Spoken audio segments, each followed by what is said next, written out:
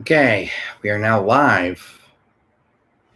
Welcome everyone to a live stream. This is your boy DJ Cool Thing from Cool Thing Entertainment. And today I just wanted to give you guys a little update on what I've been up to. And if you've seen some of my gig logs, you know that I've been busy with a couple of weddings. I did my church's baptism block party, whatever you like to call it. It could be a baptism picnic, but it wasn't really technically a picnic. It was mostly a baptism block party at the church. We were inside because of the weather being so bad. But we decided, we weren't actually going to go live at 4:30, but here it is, 4:16, and we decided to go live early since I didn't think it was going to take that long to make my thumbnail. But things are going really well with my Djing career, and the setup looks pretty good. If you've seen the setup in my previous gig logs, you know that I've been working so hard on that setup, and we decided to add back the Yamaha Mg10 into the setup because we are no longer using the Rock Force 384. We're going to put all the pars on sound active mode for the next wedding, because I love sound active mode, so we don't really need any DMX cables or the DMX controller. I don't know how to do any of that stuff. We're just going to put the pars on sound active mode, and they work flawlessly on sound active mode. And I actually did a video not so long ago about sound active mode, on how to use it, how to set it up, and all that kind of good stuff. And hope you guys enjoyed my previous video series about how to get started as a DJ in 2021. DJ Tyler, hey, welcome to a live stream on my YouTube channel. It's been a good while since the last live stream.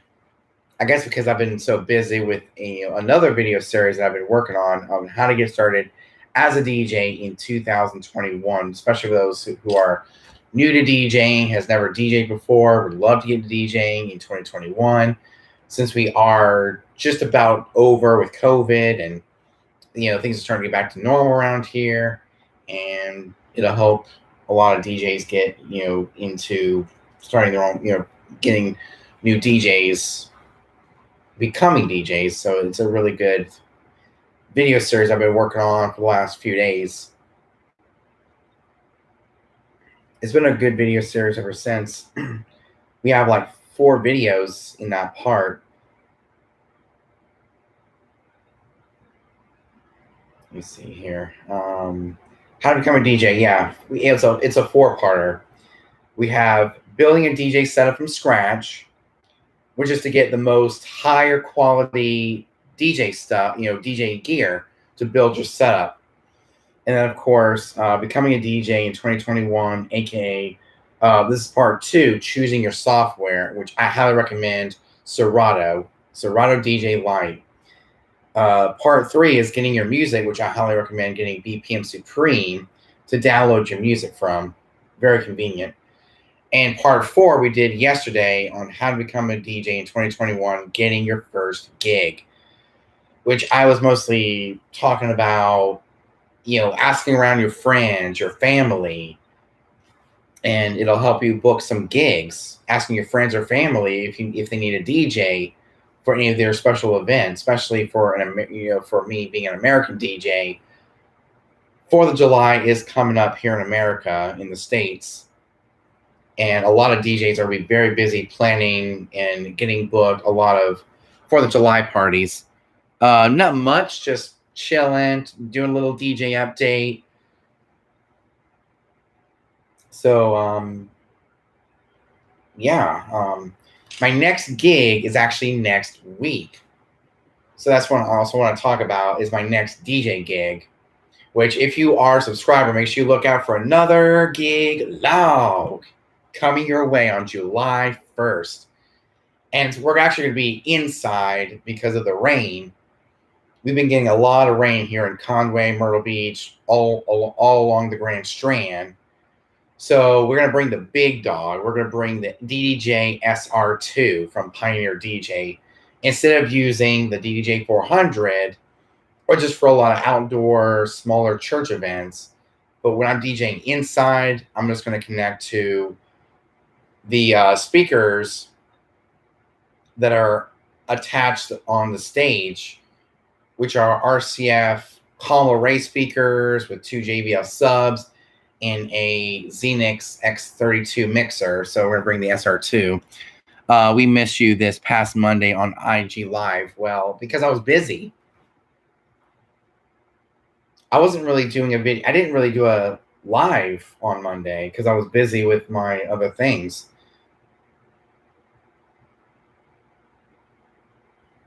Yeah, I didn't really do a, oh, okay, so 2 days ago. Yeah, 2 days ago. Time to set up for a YouTube video, which was actually talking about where to get music because I wanted to do it live from the DJ booth. So let's see, Thursday, Wednesday, Tuesday. So it's almost been 3 days ago. But yeah, you can actually check it out on my IG Live or on my IGTV over at Instagram, and just go to my name, DJ Cool Thing. You can check it out. No gig in the UK, as still in the UK. Okay. Well, you can always do something privately through friends or family, and do like a backyard party or anything like that. Just go around asking friends or family if if they need a DJ for any of their events. And that was basically the I'm still in lockdown. Oh, that sucks. That's why I never want to live in the UK, even though I am part Welsh. I never want to live there. I would be in lockdown if I lived in Wales because I'm part Welsh. So they are under lockdown in the UK. I don't know why. I don't know. That's why it's always awesome to live in the US, because there's no more lockdown. There's no more mask ordinance. There's none of that. And I'm finally back to work, as you saw in my previous gig logs. So it's amazing being a American DJ. American DJs rule. So yeah, I'm actually back to work, which is exciting. I feel bad for all the DJs who live in the UK still in lockdown, even if it's late June, early July. I mean, that's insane. So I'm actually not going to be doing a YouTube video between June 28th and July 1st because I got kids camp. So I probably won't be. I'll actually be pretty busy with my church. God bless the USA. Yeah, God bless the USA. Yeah. But yeah, I will not be doing a YouTube video between Monday and Thursday of next week because of Kids Camp 2021. What's up, DJ Cool Thing? Shout out from LA. Great videos. Thanks for the tips, bro. Plenty of wedding gigs coming up. That's really cool. Nothing much, just chilling. And I'm glad you like my videos. I've been working so hard on them, trying to get them perfect, so that way I don't get any thumbs down. Because thumbs down to me says I'm doing a bad job, or I need to improve on something, but I don't know what I need to improve on. So if you guys want to let me know what the thumbs down mean, because I don't know if it's a good thing or a bad thing to have a thumbs down. I mean, I know a thumbs down means they dislike the video, but I don't know if that's a good thing or a bad thing. I've always wanted to know that. So I'm glad you like my videos, and there will be plenty of videos coming out in the next couple of weeks. We actually got a couple of gigs this summer, mostly in the same week. We got a Kids Camp Family Night, which, I kind of do miss doing because I remember that was the first gig. Yeah, that was my first ever gig log for Kids Camp Family Night of 2018. I do not understand why people give the downvote on your last video.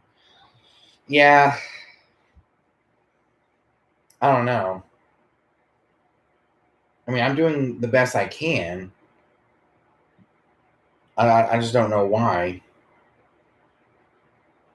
Let me check out my last video on my YouTube.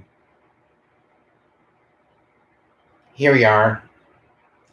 5 thumbs down. Yeah. And I want to give a shout out to TBM Productions DJ1 here on YouTube. He was the only one that commented on this video since yesterday. He says, "Love the backstory and how you started. How you started out. Nice video. Keep up the good work." I don't know why I got 5 thumbs down and no thumbs up. That is just crazy to think about. But hopefully my next video, which will be a gig log. Yeah, I don't understand why neither. I mean, I'm doing the best I can. I mean, it was just to help people getting booked their first gig. But I don't know what the problem is. Why I got 5 thumbs down and no thumbs up. But, you know, it's a mystery. But yeah, I will not be active here on my YouTube channel between Monday and Thursday of next week because I got to help out with my church with their kids camp, which is Vacation Bible School for them, where they have worship, they have a Bible story through our drama team, arts and crafts, and games and stuff like that. So I will not be active. Haters be hating. Don't let those people bring you down. It's one bad apple in a whole tree. Keep doing your thing, bro. Thumbs up all the way. Yeah, thank you. I will not. I'm just gonna let the haters hate. But I'm glad you enjoy my content. I'm doing all I can to get back to normal and try to get back to doing videos every single day instead of every other day. But summer is a bad time of year to start doing YouTube videos, especially for me, and continue to do YouTube videos in the summertime, being so busy. Just keep doing what you're doing. I am sure it's just kids. Okay. Probably. But yeah, guys, I will not be doing a YouTube video between Monday and Thursday of next week because I got to go to my church and help out with their kids camp. I'm part of the student. I'm part of the kids ministry worship team, and I got to help out with that. So I will not be active on YouTube between Monday and Thursday of next week. But I will be doing a video next week on Thursday for the kids camp family night. And I'll have it uploaded on the same day. Since it is a kids ministry, those gigs won't go very long. So I'm going to do a gig log for the kids camp family night of 2021. We didn't have one last year because of COVID and our lockdowns and not being able to do a kids camp. So if you don't know what kids camp is a Vacation Bible School where the kids of the church I go to at Beach Church, it gives them something to do during the summertime and get to learn more about God more during the summertime and really keep it fun with games and the drama team, with the Bible story, the worship team, arts and crafts, and so much more. So I will not be active between Monday and Thursday. What's the next gig? It's a kids camp family night. I already told you that it's going to be a kids camp family night of 2021, which is what I've been talking about this whole time. Don't you listen? I hate repeating myself over and over again. So it's a kids camp family night, and it doesn't go very long. So it's a very short gig. about an hour or two, so it's not going to be that bad. So I could set up and tear down within minutes. So I'm just going to bring some small stuff to the kids' camp family night. It's going to be inside this time because of the weather. Because I did see on the Weather Channel here, on the Weather Channel, that it's going to rain on July 1st.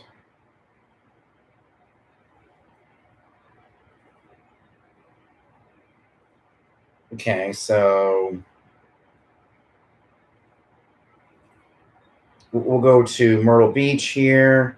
Yeah, it's going to rain the entire week of kids camp, except for Monday, where it's going to be 82 degrees and mostly sunny. Tuesday, 40% chance of rain. Wednesday, 30% of rain. Thursday, 30%. So we're going to be inside.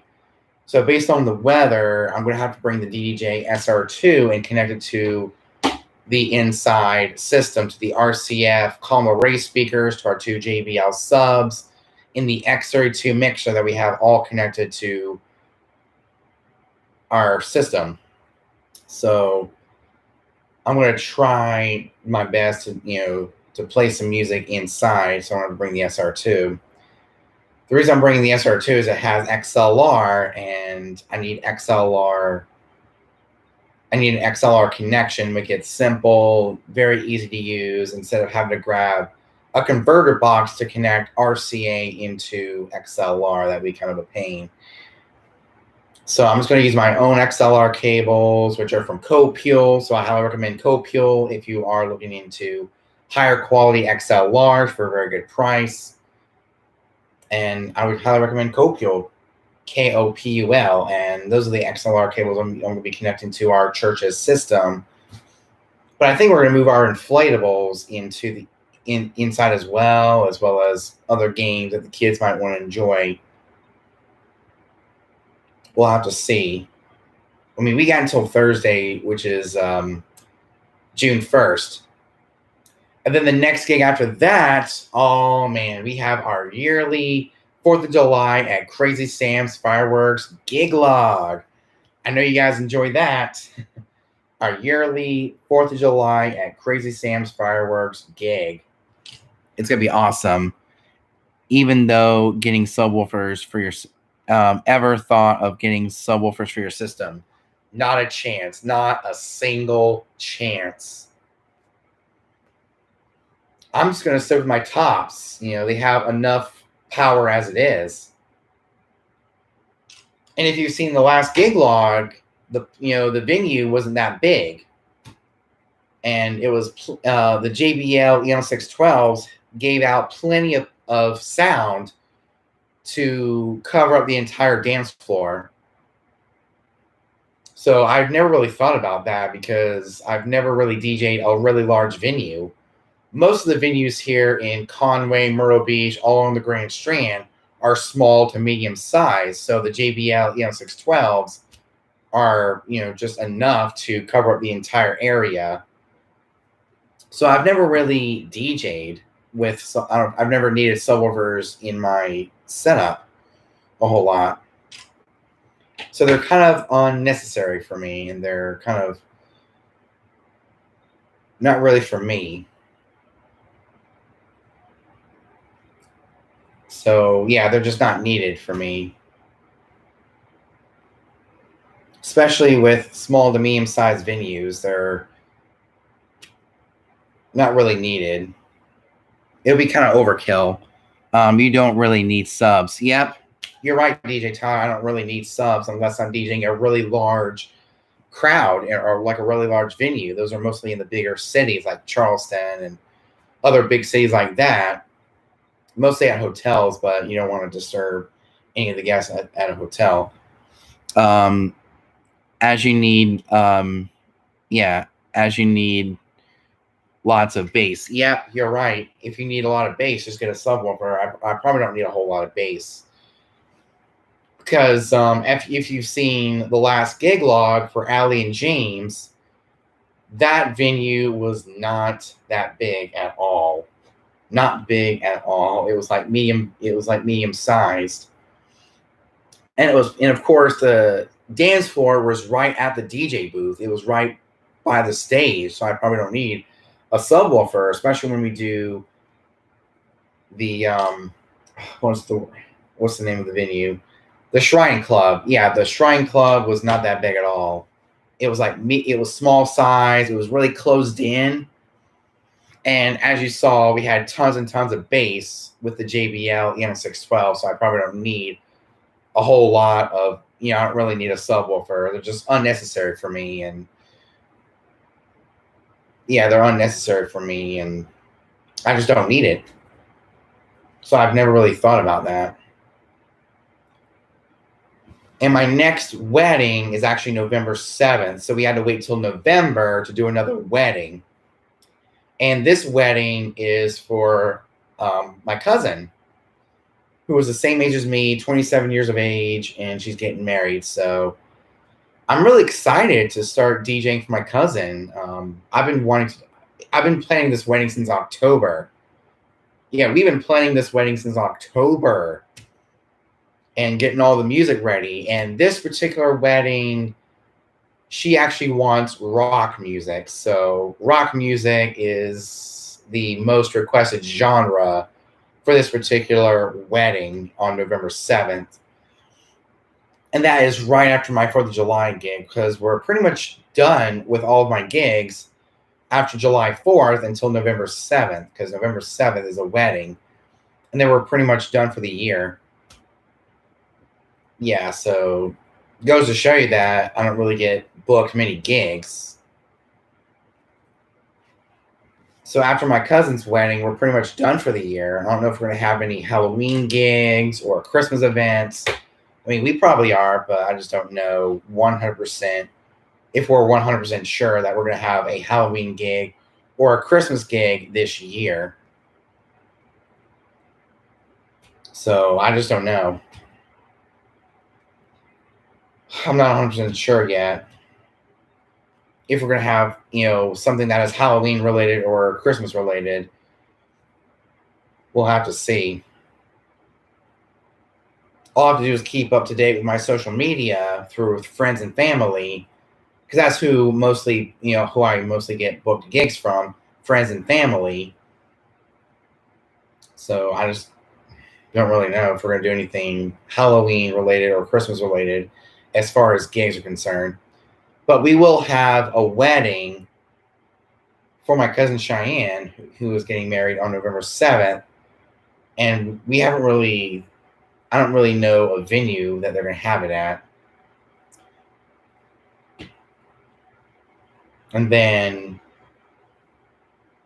July 4th, oh man, prepare for another gig log next week for 4th of July. Yep, we're going to do another gig log for 4th of July at Crazy Sam's Fireworks. We had one last year because of COVID, and it'll get people excited shopping for fireworks to help celebrate the 4th of July. If you guys don't know what 4th of July is, it's an American holiday where we celebrate our independence. Celebrating the Declaration of Independence on July 4th, 1776, and that's just basically why we celebrate 4th of July. Why do we celebrate 4th of July? The 4th of July celebrates the passage of the Declaration of Independence by the Continental Congress on July 4th, 1776. The Declaration announced the political separation of the 13 North American colonies of Great Britain. Okay. 13 North American colonies from Great Britain. Okay. So that's basically it, why we celebrate the 4th of July, and why I do a 4th of July gig, because it's an American holiday that celebrates the passage of the Declaration of Independence on July 4th, 1776. The Declaration announced the political separation of the 13 North American colonies from Great Britain. Okay, that's pretty cool. Really cool. And that's just why we, as DJs, we do 4th of July parties. We DJ a lot of 4th of July parties, a lot of 4th of July get-togethers, whether it's a barbecue or wherever the case may be.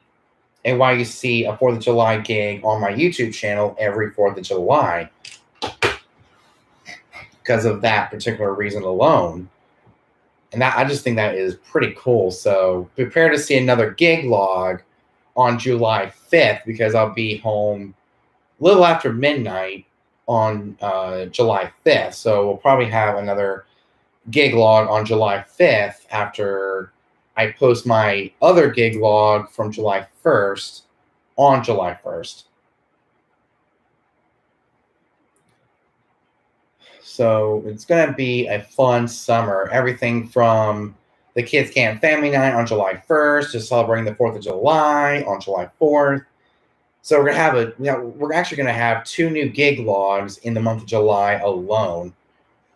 So we're really racking up those gig logs, which those are my most popular videos. Yeah, those are my most popular videos. And starting in 2022, I'm going to start focusing more on gig logs than any other type of DJ-related video that's out there. So I'm mostly going to be recording gig logs in 2022 once we get the rest of these gigs done and over with.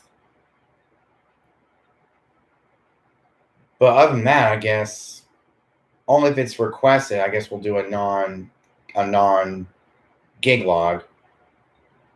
Whether it's I'm still going to do unboxings and product reviews along with the gig logs. But a lot of DJ updates and stuff, I'm just going to do live. So next year is looking very good for the YouTube channel to focus on certain videos that will help my YouTube channel grow full time. And it'll grow dramatically and go from 400 to 1,000 just like that. So if you guys want to, tell your friends, tell your family to subscribe to DJ Cool Thing. Because as of right now, I got 467 subscribers right now. And it's taken me a long time to get to 1,000. And my last, I'm at 467 right now.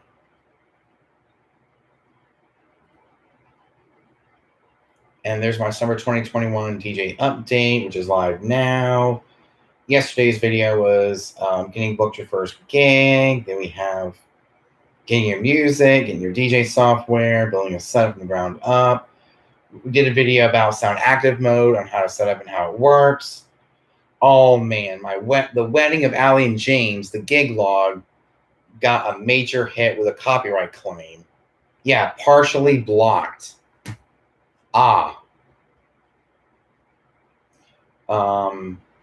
The video contains copyrighted material. As a result, it has been blocked in some countries or regions.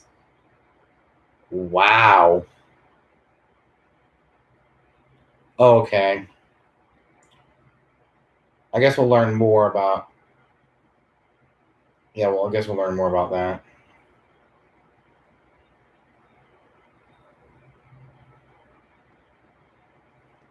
We'll press OK. I'm going to close that out. But I'm glad everyone has enjoyed my gig log so far. Those are the most fun videos to record. I actually have fun doing those videos than I do any other video. Like any how-to videos, tutorials, updates, and all that kind of good stuff. It's just something I'm mostly going to be focusing on next year. Gig logs, unboxings, part reviews, first looks. If there is a new piece of software out, I'll review it. I'll do a first look. But there's a lot of videos I'm just going to cancel altogether. That was mostly DJ setup tours, a lot of setup reviews. I'm just going to remove all that. And I'm actually going to kind of bring my intro up to date. and just get rid of that part where it says DJ setup reviews, and I'm going to put something else like live streams. That'd be kind of cool. I'll take a portion of this video and put it into my intro, so it'll be a lot easier to show what kind of videos I'm doing, as of current, the current situation. So I'm definitely going to have to update my intro. It's going to be the same music. Yeah, it's going to be different music, but a different layout, if you will. I'm still going to use Adobe Spark to make my intro. But I guess until then, I guess we use one of my older intros until we can update my newer. So I'm actually going to go back to my original intro. Yeah, I'm going to go back to my original intro that I made with an Apple app called Keynote. So I'm actually going to go back to that one for the time being. It's going to be temporary. It's going to be temporarily in there. So that way, the next time I'm in the office, I'll work on a new intro to bring it more up to date. Since I'm no longer doing setup reviews or, setup reviews or my setup tours. I mean, we'll try that. So if you guys have any questions, make sure you put in the live chat. If you have any questions or anything like that, just put in the live chat, and I'll be sure to answer that as much as possible. Keep it up to date and, really keep this live stream going. And I'm still doing my Instagram live, but every other day. I've just been so busy this summer. Summer is a bad time of year to do Instagram live streams, or any live stream for that matter, because I'm so busy with gigs and busy with other things. Yeah, as you need lots of any more new gear in the near future. Probably not for the main setup, because the main setup is, it's complete. It is definitely 100% complete with the main setup. I'm mostly going to be working on my ceremony rig and getting the JBL Eon 1 compact. I'm going to work on getting a new wireless lapel. I'm going to work on getting new handheld mics. I'm going to get a new wired mic I can connect to my Yamaha Mg10 and use it for a lot of announcements, a lot of, hyping up the crowd as a DJ. So, I mean, that probably won't be for another few months or so, because this is the next thing to be replaced, is something that is not DJ related. It's a new couch. So the money I got from doing Allie and James's wedding is going to go towards this, a new couch. So the new gear probably won't come until Christmas time. But I think for Christmas this year, I'm going to ask for the JBL Eon 1 compact to help out with ceremonies. So November is going to be my last gig with the for the Monster Audio Rock and Roll 3 tailgater speaker. So there are some new gear, but for the most part, I have everything that I would need. I have all the essentials. I mean, I got speakers, I have lighting, I have DJ software, I got my computer, I got a mixer, I got some microphones that I have no issues with, the Tonor TW820s, I got a Hotech wireless lapel mic. So I'm pretty much good to go for right now. And so I'm probably going to be getting some new equipment within the next few months. The microphones, like the wireless lapel and the new handhelds, or the new wireless handhelds, are going to be during my birthday next year, which is in April.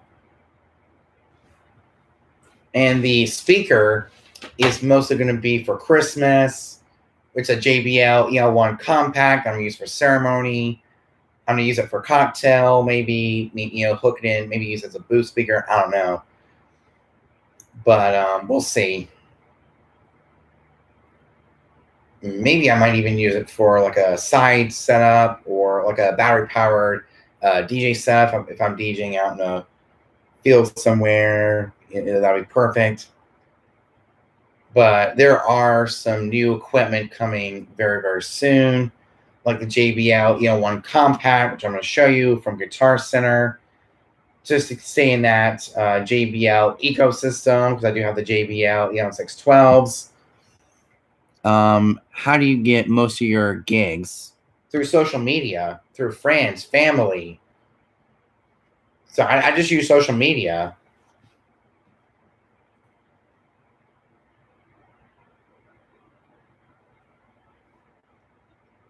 Let me see here. Guitar Center. So yeah, that's how I get most of my gigs. Is I mostly ask around my friends and my family, and I look on social media. If any of my friends are getting married, I ask them if they need a DJ for their. Are you on Twitch? I sure am. I sure am.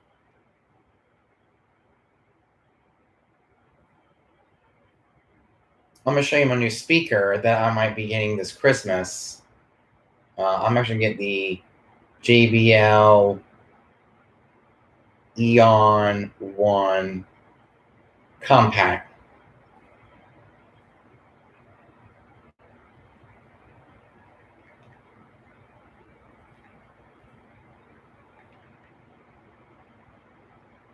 And here we are, JBL Eon 1 Compact.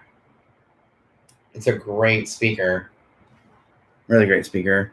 When you DJ, do you beat mix? Nope. I play the entire song, and then I start the next song right after. So I do not beat mix at all. I never beat mix. Never, ever, ever. So I never beat mix. I mostly go from one song to the next and just, make that smooth transition from one song to the next. So I basically play whole songs. So here's the speaker that I'll be getting this Christmas. This is the JBL EL1 Compact. I just got the DDJ 1000 SRT. I love it. Yeah, it's a good controller. I actually have two controllers. I have the DDJ SR2 and I have the DDJ 400. Yeah. I'm going to show you my 400 just in case you guys didn't see it. If you're new to my channel, this is my secondary controller, backup controller, ceremony controller, the DDJ 400. This is my backup controller. It's a backup controller, small gig controller. I also use this controller for ceremony to have more versatility over the music. So I basically go like this. I use the up faders to go from one song to the next. So here's how I do it. I go up and I use the up faders.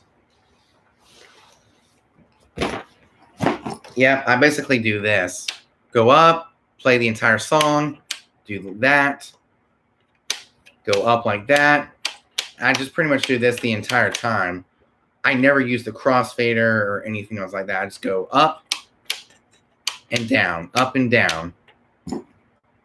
That's basically how I like to DJ. Hope that answers your question. I just use the up fader since I am a party DJ. I'm a kids party DJ. I'm a wedding DJ, and most of the time, most people want to hear the entire song. So that's what I do. I play the entire song, bring that down once it starts fading out, bring that up, and get ready to roll. And I use the jog wheels to make sure I'm at the very beginning of the song, and then I press play. I go to the next song. So that's basically how I like to DJ. What's your DJ goals for the summer? I don't have any goals for the summer. So yeah, I actually don't have any goals for the summer. I just go with the flow. So I don't really have any set goals. I'm one of those DJs who never really sets goals for what I want to accomplish this summer. I just let the summer do its thing and run its course.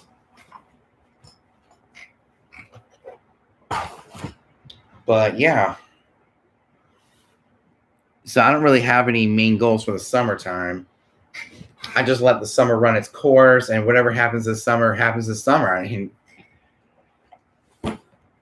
I just don't have any main goals for the summer. Hope that answers your question.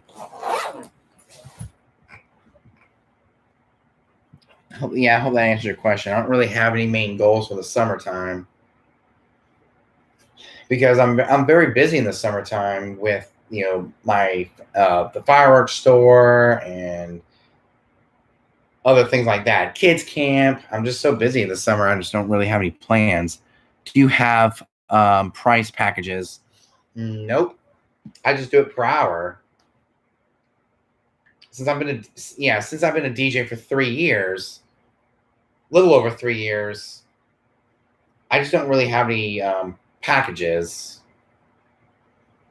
I just do it per hour, $50 an hour. Basically, yeah, I basically do $50 an hour, which is perfect for where I live.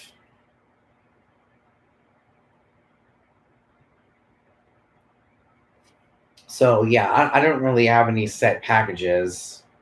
Like I don't have any lighting packages or sound packages or anything like that. I've been a DJ for 3 years. And I'm still doing that per hour thing, and it works. What is your wish for gear? What is one thing you want for your service? I don't know. I pretty much have everything I need. I have my lights.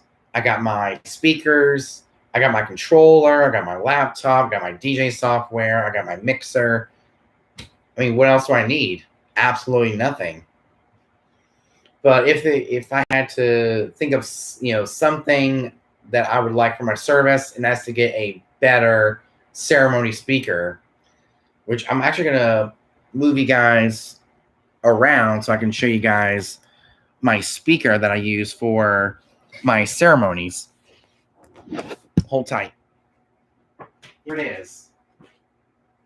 The Monster Audio Rock and Roll 3. This is what I use for ceremony. So if I had to choose one piece of equipment that I would need for my business, then it would be a new speaker.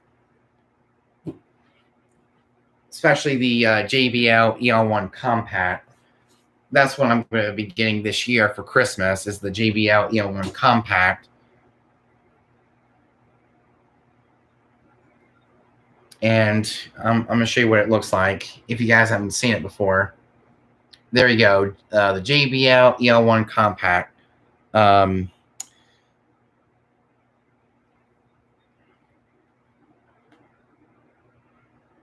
But I'm actually going to be getting, so this actually fits within my budget. I got to work within a budget. I just can't go, what made you want to DJ? I'm not sure. It's just, it just happened. It just was, thrown at me. I didn't think I was going to become a DJ, but yeah, I don't really know what made me want to become a DJ. I didn't really want to become a DJ, but it's just something that it was just thrown at me at like a random time. Mostly for providing music for my church, my family, and it just happened. It's like it was just thrown at me. But that's basically that. I don't really know what made me want to become a DJ. Maybe it's just my love of music and everybody believing in me and wanting me to provide music for their parties or events. And then I wanted to become a DJ full time, seeing I was a natural at hyping up the crowd. So is doing YouTube worth it? It sure is. It's definitely worth it. It's totally worth it in the end.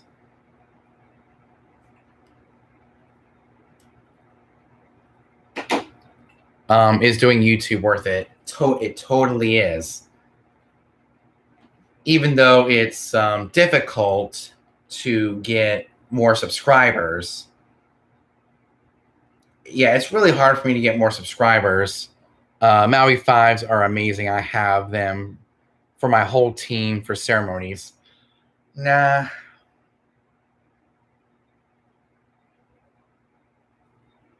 I mean, I looked at the Maui 5 Go, but they're just too expensive for me. It's way out of my budget. He loves to make people happy, to see the smiles on people's faces and having a wonderful music at an event. Yep, that sure is. That is definitely why I became a DJ. Seeing that I was always invited to provide music for a party or any other type of event, seeing that I was really good with that, I was a natural at hyping up the crowd and maybe want to become a DJ full time.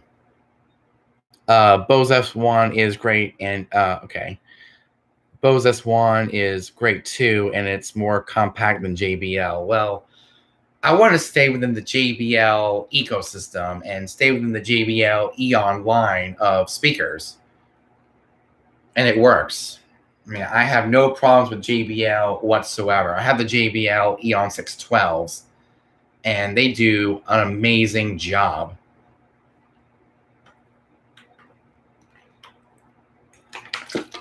So, I mean, thank you for all the suggestions and everything, but I'm going to stick with the Eon 1 Compact for ceremony.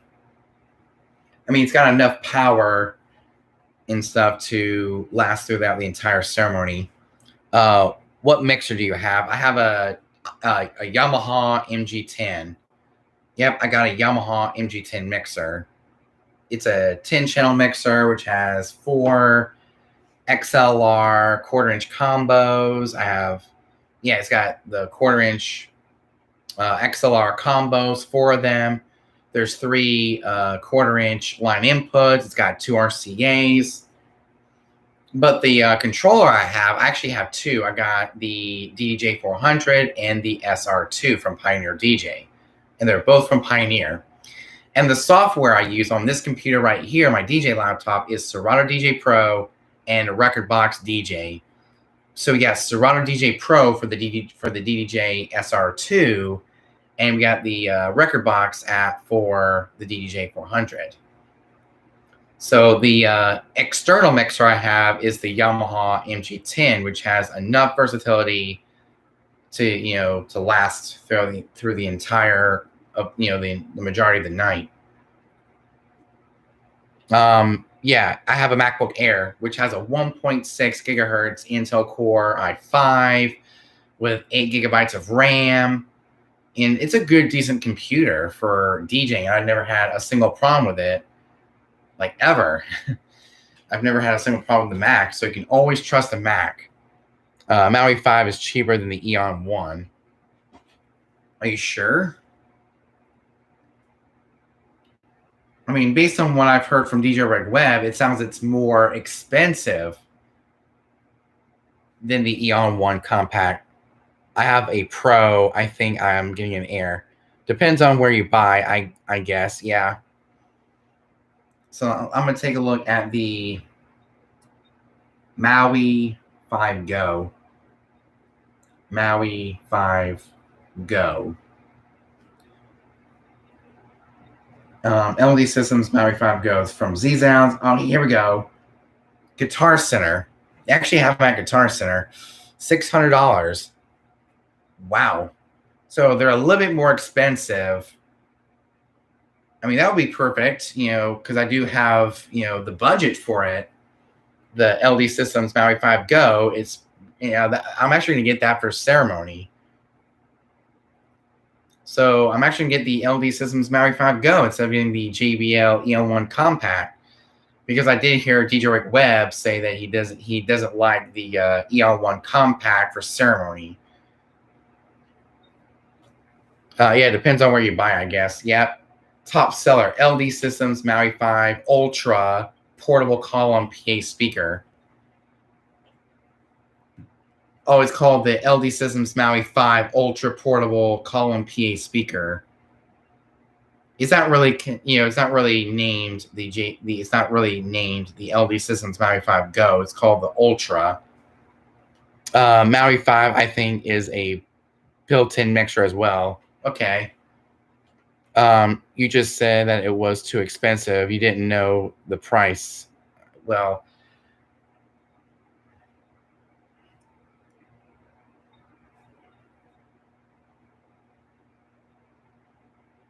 I guess it depends on where you buy it, because on iDJ now it's almost $900. It's crazy. But I guess I could find. Oh, okay. So the Maui 5 Go is $800 to $900. That's way out of my budget. Because I was actually looking at the Ultra instead of the Maui 5 Go. I was actually on Guitar Center. I was looking at the Ultra. Yeah, I was actually looking at the LD Systems Maui 5 Ultra, which is cheaper than the Maui 5 Go. Because I remember watching DJ Rick Webb's video, and he was talking about the Maui 5 Go, and they're about $800, $900, and that is expensive for me. I mean, I gotta choose something that's less than $700. I have a Sennheiser KBIR portable battery, portable powered line array that I had it for a few years ago. Rick did not like line array systems. I use all array speakers, RCF mains. Okay, that sounds good. I mean, if you want to use that, then that's fine with me. But I guess on Guitar Center, they have the Maui 5 Go Ultra. Oh, that's iDJ now. But I guess what I was looking at that was $600 was the LD Systems Maui 5 Ultra. The wedding has to go viral. What? The wedding has to go. What? Maui 5 isn't battery powered. I think you want to go battery. Yeah, that's what I want to do. I want to do battery powered. Because seeing after doing a ceremony for my friends Brandon and Ashley, I was out in the field and I was really, really far away from the ceremony, from where the actual ceremony was taking place. I was way out in the field, burning my butt off, being so hot out there and so humid. I was about to die. It's not called the Ultra. It's saying that it's ultra compact. No. This is the one I was looking at right here. As you can see, it says LD Systems Maui 5 Ultra. But the Maui 5 Go, I guess I did type, let's see, Maui 5 Go. Yeah, $899.99. So it's almost $900. Nope. Not going to be getting that. But I'm actually going to take a look at the Bose S1. Because I do like Bose. I actually have a Bose Wave Music System 3 that I got 8 years ago. So I'm going to take a look at the Bose S1 and see how much it is. Let me see here. Bose S1. Okay, so I can definitely get a Bose S1. Okay. I might be getting the... Okay, I just got a message. Kids Camp is almost here. This Sunday is the volunteer meeting. After second service, lunch will be served. Okay. Look at you. Save yourself a few bucks. Maui 5 Go is battery powered. That's why the price jump. Maui 5 is not battery powered. The Go is battery. Okay. But I'm just going to be getting new. Yeah, I'm actually going to get me a brand new Bose S1 multi-position powered PA system with battery. Since I do have a love of Bose, having their more compact sound system, the Wave Music System 3 for playing CDs and playing my phone, The Maui 5 power, yeah, the Maui 5 battery power one is almost $1,000. You're better off with the JBL or the one I suggested, the Bose S1. Okay. I'm actually looking at the Bose S1 right now, and it looks really, really good. I love the Bose S1. It looks really, really good. I can't wait to, hear it. I'm actually going to get me a Bose S1. So that's basically what I'm going to be getting, the Bose S1. Almost $600. And I'll have like $100 or so to spare. And it's going to be awesome. I cannot wait to get this Bose S1 to replace this little 100-watt system here. This is the Monster Audio Rock and Roll 3 that I use for a lot of my ceremonies. All highs, no lows, go Bose. Yeah, you're right.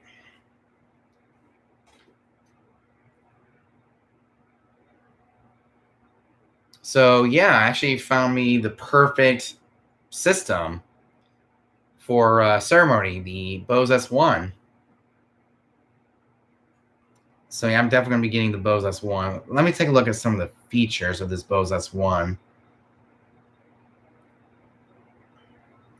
A must-have tool for performers. It's unique, multi-wedge cabinet design. The Bose S1 Pro offers a variety of positioning options for musicians, DJs, and others who need clean, powerful sound, no matter the venue. Ideal suited as a floor monitor, practice amplifier, and an all-in-one PA system.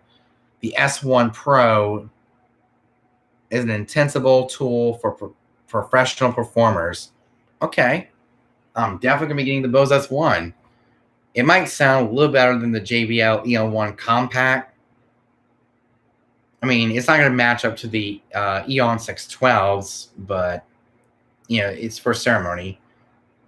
Thanks to its lightweight design and convenient, economic carrying handle, the S1 Pro refines portability in the realm of active sound reinforcement by combining the S1 Pro multi-position PA system with an included lithium-ion rechargeable battery. You'll be able to perform cordlessly for hours anywhere you want without the constraints of extension cords and electrical outlets. Okay. Can't go wrong with the Bose S1. I have two of them, one for ceremony and one for cocktail hour. Check out DJ Bar in one of his videos. He talks about the Bose S1. Okay. You able to, okay. Flexible speaker placement. The S1 Pro PA system offers multiple positions that are designed to ensure that you always sound your best. So whether you place the S1 Pro on the floor, on a table, or even mounted on a speaker stand, the system's coverage matches your specific playing application.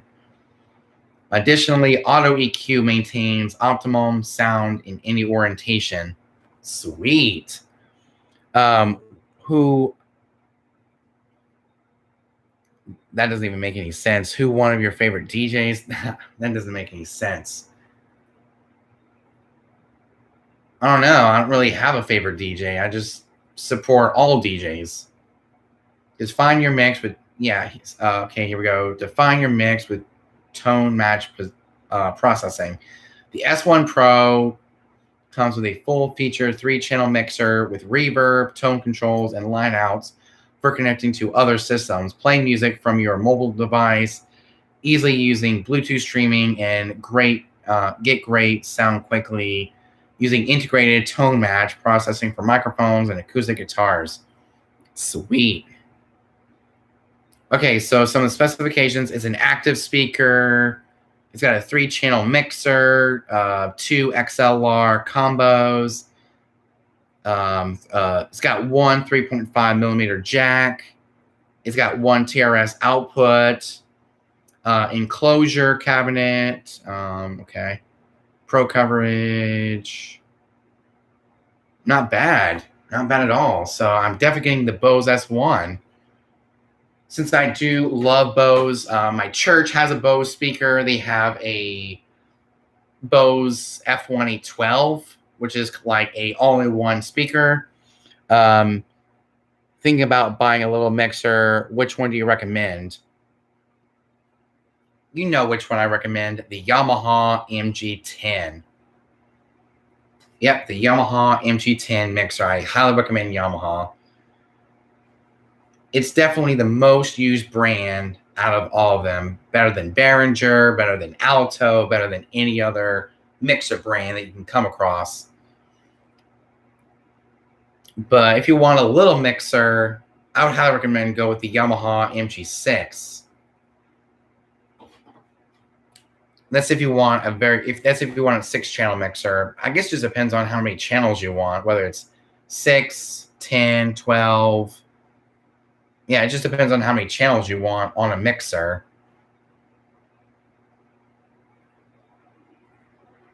So yeah, it guess it depends on how many channels you want. Yes, Yamaha mixers are the best. They sure are. They sure are. 6 or 10. Well, I would highly recommend the Yamaha Mg10 because the Yamaha Mg10 is let's see here. It's $150 for the standard mixer, which isn't too bad. So here in the US, it's $149.95, and they're temporarily out of stock. Ooh. Let's take a look at the Yamaha Mg6. Yep, it's about $100 here in the US, a Yamaha Mg6. And they're actually in stock for about $100. So yeah, this is the Yamaha Mg6, and it's actually in stock. The one I have, the Yamaha Mg10, is no longer in stock unless you get the XU, which is more expensive. I'm selling my old mixer, so waiting to. I'm selling my old mixer, so waiting for that to go. Then may buy. Okay. But yeah, if you are looking for a 6-channel mixer, this is the one I highly recommend, the Yamaha Mg6. Especially with the standard mixer. Standard mixers always tend to be more cheaper. That's what I use for weddings. The Yamaha have nice slides and good inputs. I have the Yamaha Mg12 XU 12-channel mixer. Wow. That is a lot of channels. I'm actually going to show you my Yamaha mixer as of right now. So let me show you my Yamaha mixer, so I'll be right back.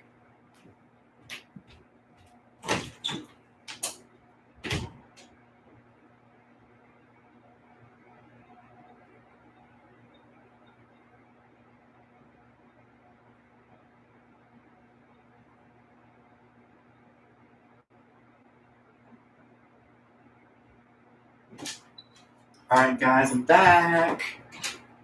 Here is my mixer.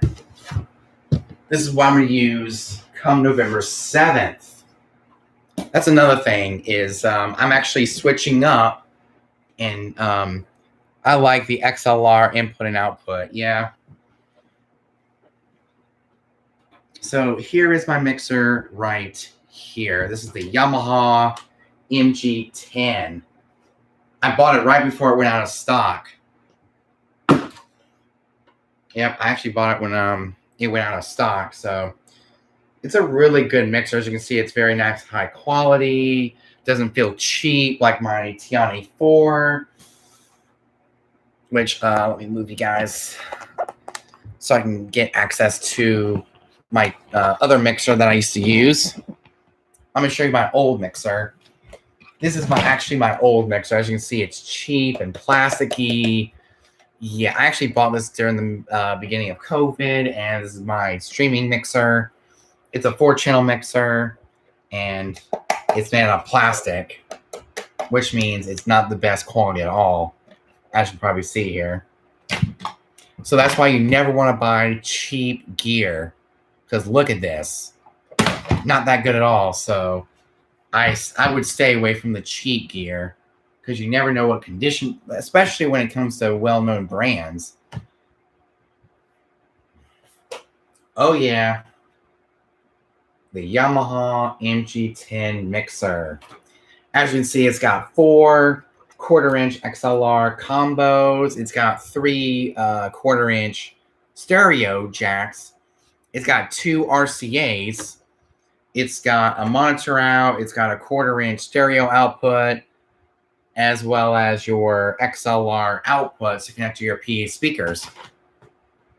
I highly recommend this mixer, but you can always buy cheap and upgrade if you are a new DJ. Yeah, you're right. You're absolutely right, but never buy anything too cheap like this Tiane 4. Never buy this. This is definitely too cheap for the price. So as you can probably see here, it didn't last very long. The cable's loose and the sound quality is not that good. It's got a lot of buzzing noises, especially when I'm doing a live stream or doing a live recording. It just has a lot of buzzing noises, so I like to have something with nice, clean sound. But yeah, I'm actually going to bring this back into my setup. And, I'm actually going to do an early retirement of the Rock Force 384 DMX controller, since I never really learned how to learn how to use this lighting controller, the Rock Force 384. And then it's going to look really, really good. So that is definitely something I'm going to bring back to my setup on November 7th.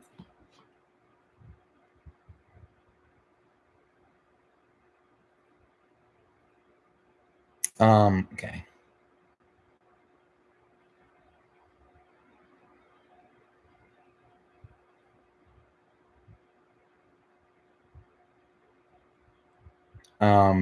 But then you can also, yeah, you're absolutely right. You can actually buy cheap gear if you're just starting out as a DJ. This is actually something I've actually thought about, and that is to what's the word I'm looking for?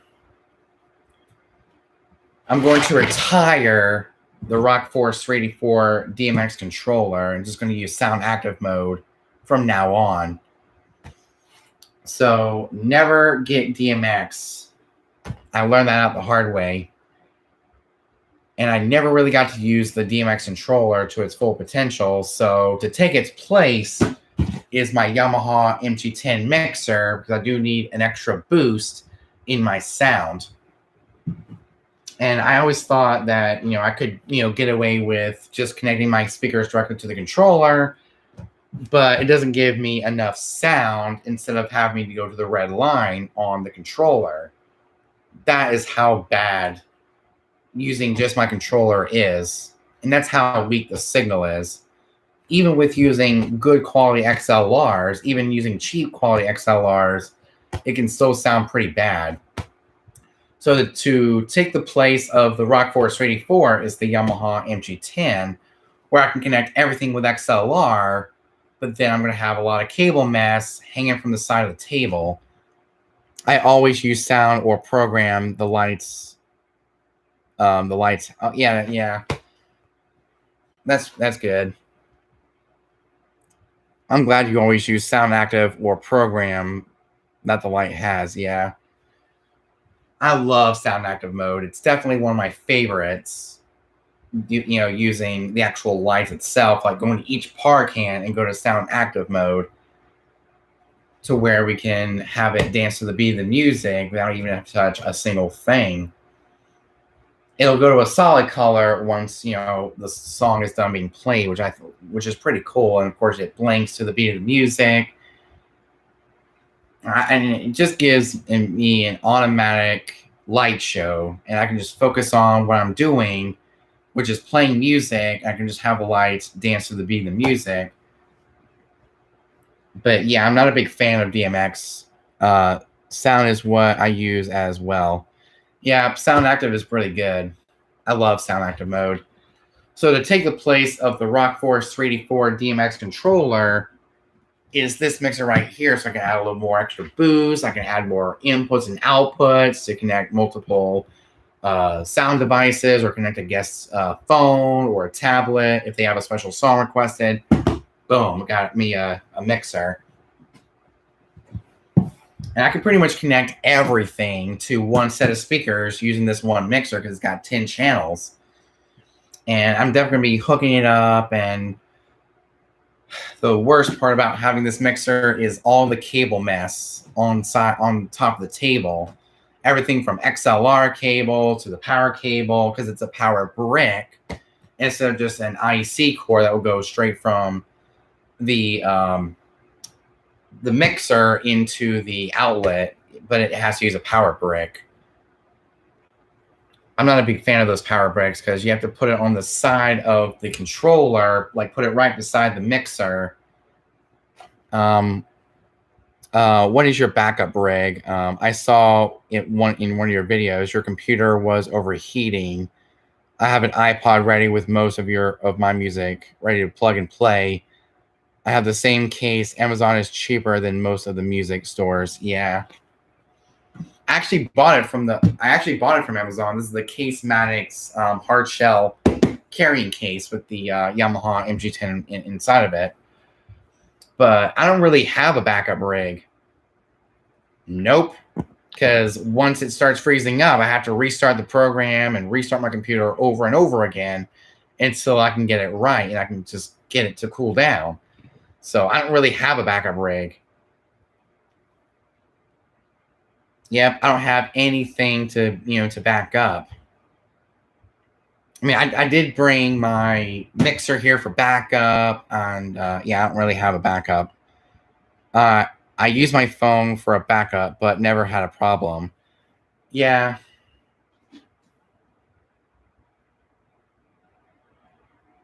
Even mobile, even phones can overheat as well. So I don't really have a backup, to tell you the truth. I don't have a single backup, because if I'm screwed, I'm screwed. If my computer freezes up, I'm completely screwed with no backup. And what I used to do, because I don't really have one of those adapters to connect Lightning to 3.5 to the phone and just use my mixer. Yeah, it's so using my phone, I guess, would be my backup source, and just get one of those Lightning to 3.5 adapters where I can plug in through Lightning and use a little adapter, plug into 3.5, connect to the mixer, and I'm good to go. But what I used to do for Brendan and Ashley's wedding, I would use the microphone, the wireless microphone, and put it up closer to the speaker here, so it'll go out of the phone into the speakers. So it wasn't a direct hookup. It was mostly I was mostly using my microphones, and it sounded awful. Or Bluetooth, yeah. I guess I could connect a Bluetooth adapter to my mixer and just connect my phone with Bluetooth, and it'll work just fine. Because I do have a Bluetooth transceiver from, I forgot who makes it, but I'm definitely going to find another easy to connect and easy to afford Bluetooth adapter, like at Walmart or Best Buy or wherever. And Michael Best TV, what's up, man? What is up? Welcome back to another DJ Cool Thing live stream. This is my summer 2021 DJ update, which is why I've been talking about gear. I've been talking about gigs, and it's going to be awesome. But yeah, for my backup, I'm just going to use my phone and, connect it to a Bluetooth adapter. Since I do have the Mg10, and it's got an RCA input, so where I can connect RC to RCA from a Bluetooth adapter. And yeah, it was summer for me in June 4th. Well, it turned summer in June, on June 20th. So Father's Day. So Father's Day was also the first day of summer, the official first day of summer. So this is my summer 2021 DJ update. So as you can see here, my mixer has an RCA input where I can connect a Bluetooth adapter and just use my phone and use Spotify, use my Apple Music app, which I do have my iTunes purchases on. I got Mixcloud for connecting for playing a DJ mix, and it's awesome. I got Sirius XM if I want to play a lot of background stuff using Sirius XM. Sirius XM radio. I got SoundCloud, the free version of SoundCloud. But most of the time I'm using Spotify, which is right here. As you can see, I have Spotify as a backup. I can build a playlist and play one of my playlists here, have it playing, or maybe even play one of my mixes. I have a Mixcloud. If you want to check me out, mixcloud.com/DJ Cool Thing. Make sure you check me out. Think of a backup is, it is good to have one. And I don't currently have a backup, but I do have my mixer here that I can connect a cable to my phone and have it playing directly to the mixer, or maybe connect a Bluetooth adapter. Because I actually have one of those. I think it's called Micah's Provin.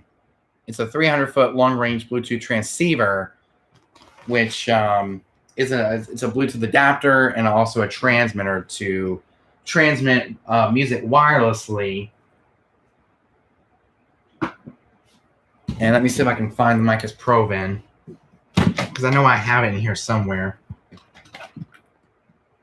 I mean, even if I wanted to use that Bluetooth transmitter for a backup, it doesn't have an antenna. Have you ever heard of Alex?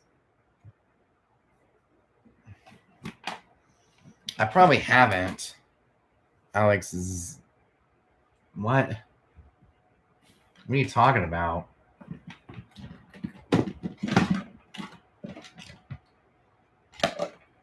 Oh, yes.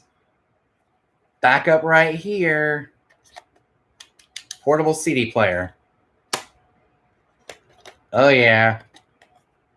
I can get one of those 4.5 volt power plugs and have this as a backup as well. Make a mix CD. I know it's in here somewhere. I mean, if I still want to use the Famous on Instagram and she's on YouTube, I've never heard of her. I've never heard of her.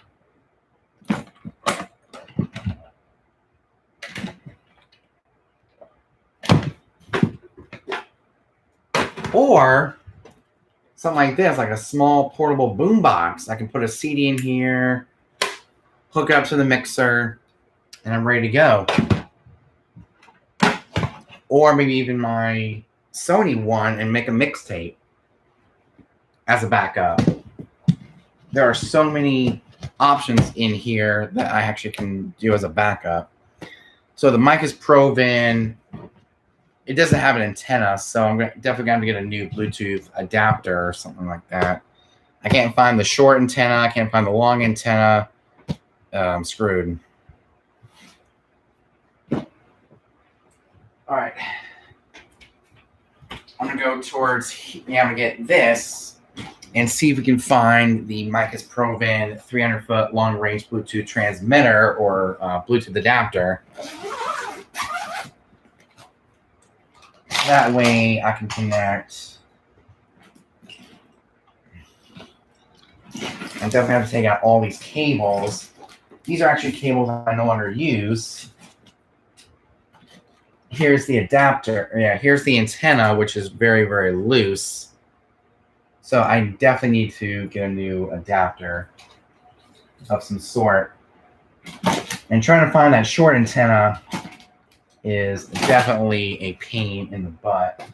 Trying to find that short antenna where I can connect it to the Micus Pro bin, 300-foot long-range Bluetooth transmitter. So let's see where I put that adapter. I know it's in here somewhere.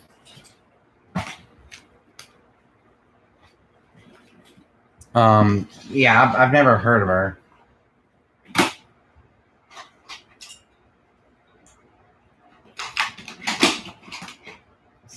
Here.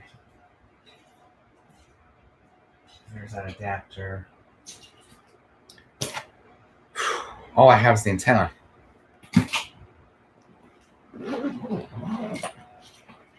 But I'm definitely going to have to get a brand new one where I don't have to worry about an antenna.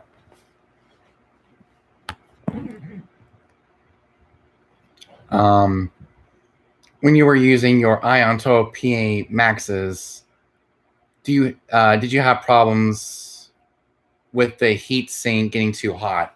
Not at all. Not at all. They were very reliable, 100+%. Follow DJ Rachel on YouTube. She gives good videos as well. I've actually heard of DJ Rachel before. Yeah, I've actually heard of DJ Rachel before. I've watched her videos so many times. Mostly gig logs and other videos that she has. I actually do follow her on YouTube. I mean, I'm not one of these newbie DJs where I don't know who DJ Rachel is. I know who DJ Rachel is. I've heard of her. I followed her. I'm actually following her on YouTube. She actually has some really good videos. I've seen some of them. They're really, really good. So props to DJ Rachel for doing some amazing videos.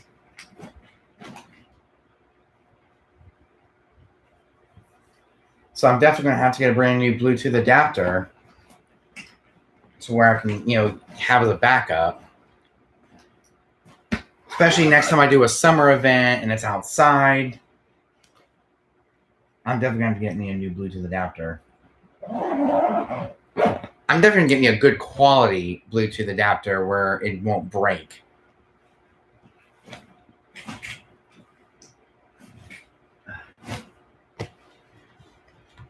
But I don't know what DJ Rachel has to do with. I don't know what the mentioning of DJ Rachel has to do with backups. Because that's basically what we've been talking about. We've been talking about backups and what I'm going to be using as a backup. But I've never had any problems with my Untitled PA Maxes with the heat sink fan getting too hot. I've never had a single problem because I barely. Well, I've never had a single problem with my Untitled PA Maxes. They're still working like a champ. After what, 2-3 years since I became a DJ?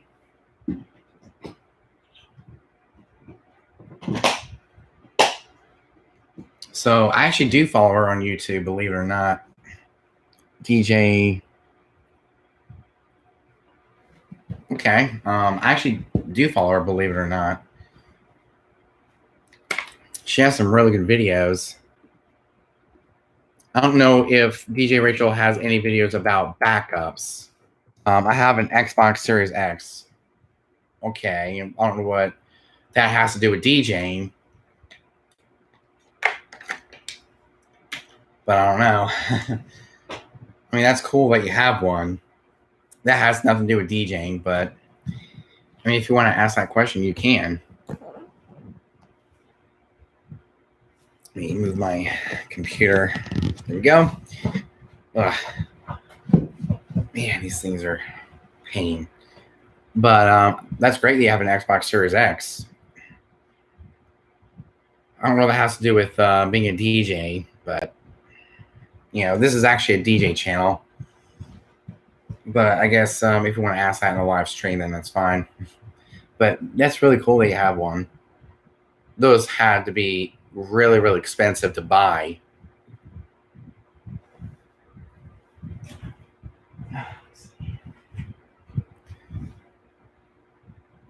But yeah, I'm actually going to be working on getting a brand new Bluetooth adapter. Let me just look on my phone here.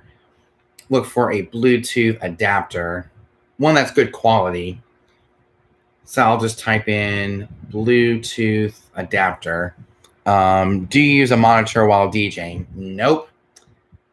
I sure don't. Actually don't really. So I don't really use I don't use a monitor when I DJ. I just look visually to see when the song is ending, when the first one begins. So I'm basically a visual type of DJ, where I look at my computer for a little bit, see where the position is of the song, and I go straight to the next song by looking at the computer. So I don't really have a monitor, and there's no need for one. And I can actually hear them from the JBL Eon 612s. That's another thing, is I can actually hear the music from the JBL Eon 612s. So I basically use them as my main speakers as well as monitors. So I don't really use a monitor, like a dedicated monitor, which I can pretty much hear everything that is coming out of the JBL Eon 612s. And I can actually see it visually through the Serato software. So I'm kind of more of a visual when it comes to playing the next song. So I don't use a monitor when I DJ. Right now, we'll look at Bluetooth adapters. Bluetooth adapter.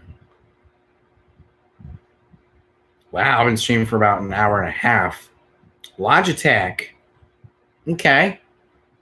Logitech. Wow. That's really cool. A Bluetooth Total. Nah. I mean, I've seen DJ Bright Eyes use those, the Bluetooth Total.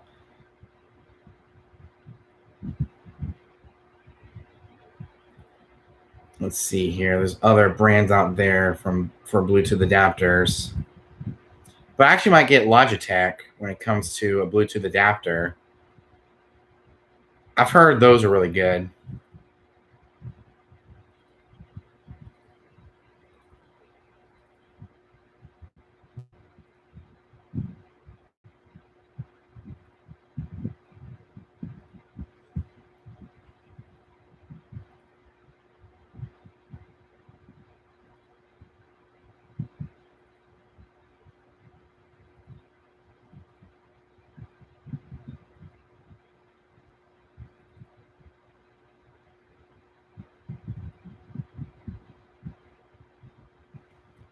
So, let me see here.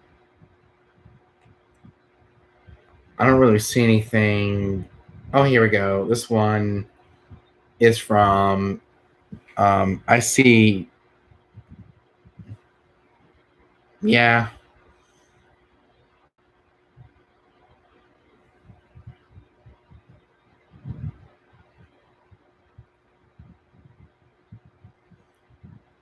But yeah, that's just from 2016. That was before I became a DJ.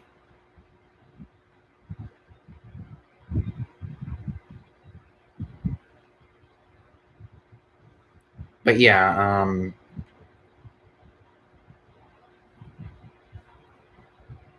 I'm actually going to get I'm thinking about getting Logitech. I mean, Logitech is definitely a really good brand when it comes to a Bluetooth adapter to connect to the system. Operating range 50 foot. Okay, 50 foot of operating range. Not too bad. So I'm definitely going to get a Logitech Bluetooth adapter. $34.59. OfficeDepot.com.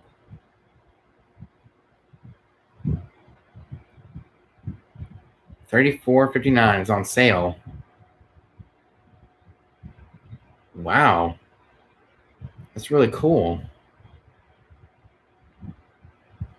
I mean, I guess there's so many other Bluetooth adapters out there. Some of them are just unknown brands. Like this one right here. It's from Ken. I don't know what that brand is. I don't know if that is a good Bluetooth adapter or a bad one. So I'm just gonna stick with Logitech, like a Logitech Bluetooth adapter. Anything that doesn't have an antenna, I'm going to be getting. So I'm definitely getting the Logitech. Okay, Amazon.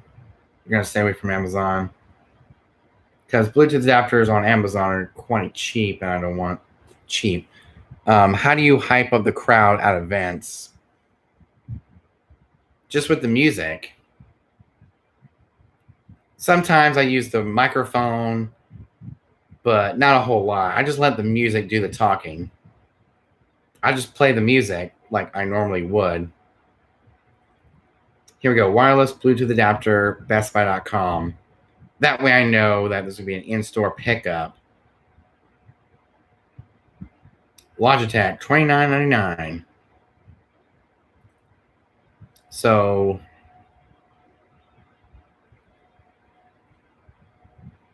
wow, Logitech, $29.99. Has an RCA output as well as a input for 3.5 millimeter. Not too bad. So I'm definitely get a wireless Bluetooth speaker adapter from Logitech. That is the next thing I want to get for my DJ setup for a backup. So hopefully this summer or hopefully this Sunday, I'll be able to go to Best Buy and grab a Bluetooth adapter where I can connect it straight to the mixer here and play the music out from, especially if it freezes up during the first dance. That first dance is husband and wife, a daddy-daughter dance. How do you sound on the mic when you make announcements? That's important when connecting with the crowd. They feed off your vibe. I mean, I sound pretty good, but I don't know. I'm not really entirely sure how I sound on the mic.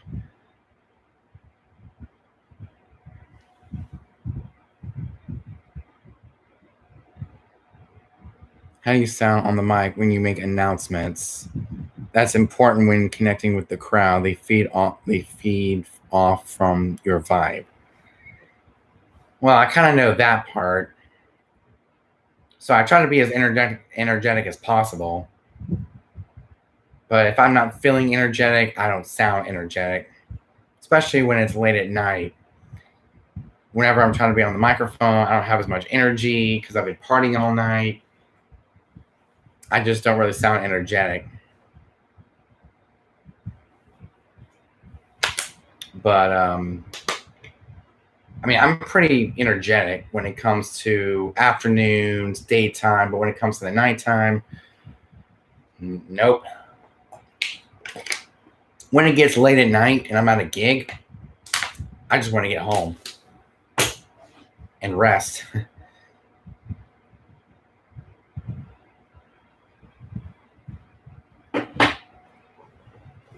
So for the most part, I'm pretty energetic.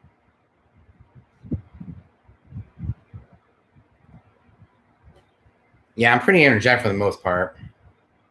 Hope that answers your question because I know they feed off my vibe. They feed off from your vibe. I kind of know that part.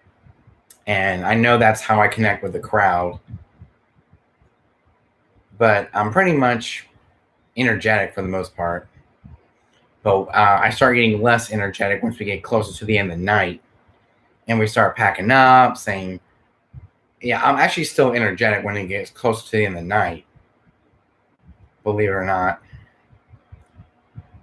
So I'm pretty energetic when it comes to the mic.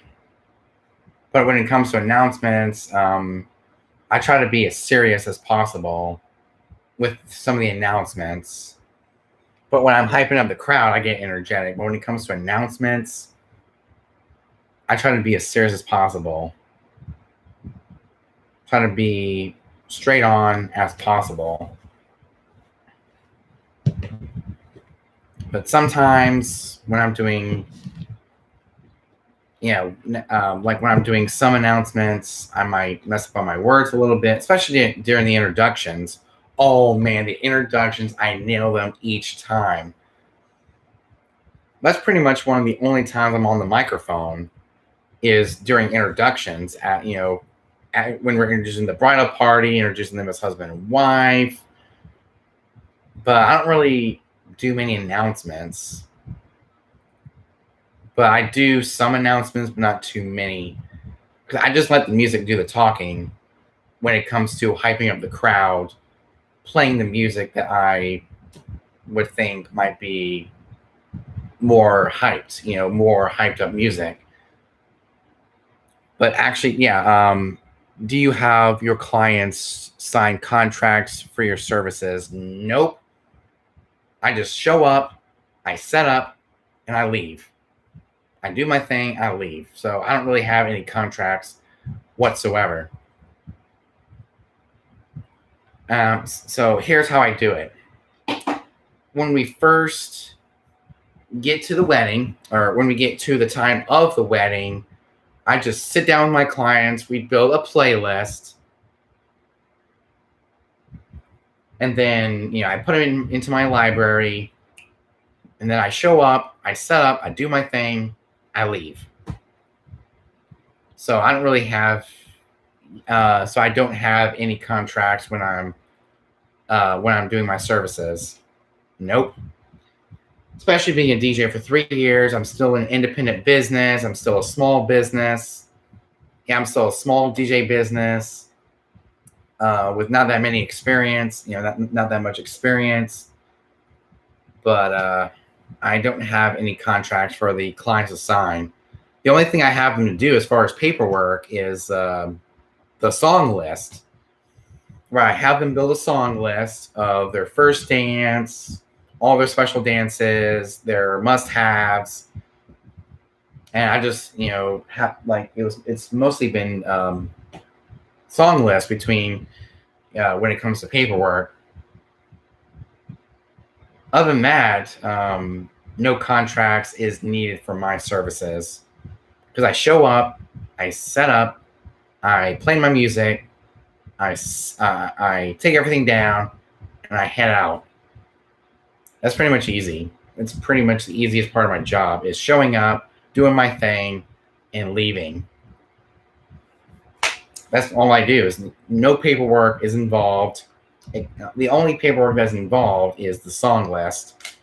For the first dance, it's husband and wife, the ceremony music, of what they want for ceremony, what they want for their first dance, what they want during cocktail hour, what they want during the reception. They just structure out their entire song list, and that's pretty much it. No contracts are needed. Those are mostly common with bigger DJ companies, but I'm still an independent business. I'm still a small business where I'm just doing a lot of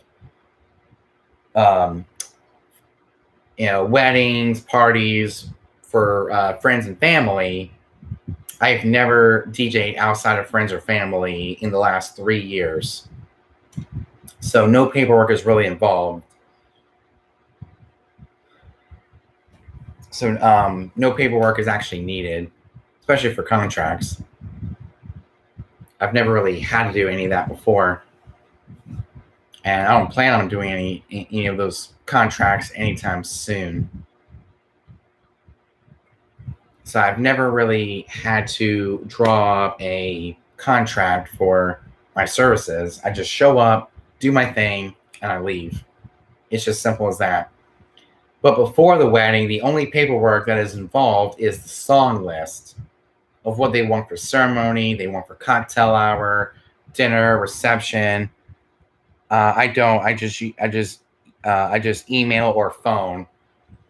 Yeah, that's actually what I do. I do email, I do phone, I do social media through the messenger, whether it's on Instagram or for my friends and family. We have Facebook. So I don't really do much, contracts. And most of the time, if I want to meet them virtually, I would do a video call with the couple. And, that's how we talk about the playlist is we get together in person or virtually through a video chat. And we talk about the playlist. We talk about what they want, how I want it laid out, which is the most simple layout that I can think of. I mean, it works. Do you have your equipment insured? Nope. I never buy insurance when it comes to my gear. I just buy the gear, and if it breaks, I can always buy a new one. Like with yeah. Or I would check the room to. Okay. Or I would check the room to where the party is. Yeah. That's a good idea. That's definitely a good idea, DJ Tyler. Email and phone is definitely the most simplest and a lot less complicated than doing a contract. You don't really need it as a DJ equipment. Not a whole lot of money. Yeah, I don't really do a whole lot of. And I don't really have my equipment insured. If it breaks, I can always buy something new, and I can always buy it again on Amazon, Guitar Center, wherever I bought it from. I can always repurchase it, and yeah, because equipment is a lot of money, like speakers and a mixer, a controller, DJ software, which the most of the time DJ software is actually free, whether it's Serato, Rekordbox, whatever, or just get it fixed. Yeah, like with the SR2, I'm actually planning on getting it fixed at Guitar Center in North Myrtle Beach. True, it is a lot of money because when you factor in a lot of equipment, I've spent thousands and thousands of dollars over the last 3 years buying equipment that will help me out as a DJ. I mostly buy a little at a time, and I can upgrade over time. So it kind of adds up over time. So I don't really get it insured a whole lot. It is a lot of money. Like the controller I gave my cousin Matthew. It was just $99 for that one little teeny controller. The Newmark Party Mix, which is now in the hands of my cousin Matthew. I mean, it's only a $99 controller. It was one of the cheapest controllers I can find when I began DJing 3 years ago. But then I decided to give my Newmark Party Mix away to my cousin Matthew, when I upgraded the SR2. Since I didn't really need that much anymore, I was outgrowing it. Matthew comes to my house every day. That's good. That's really good.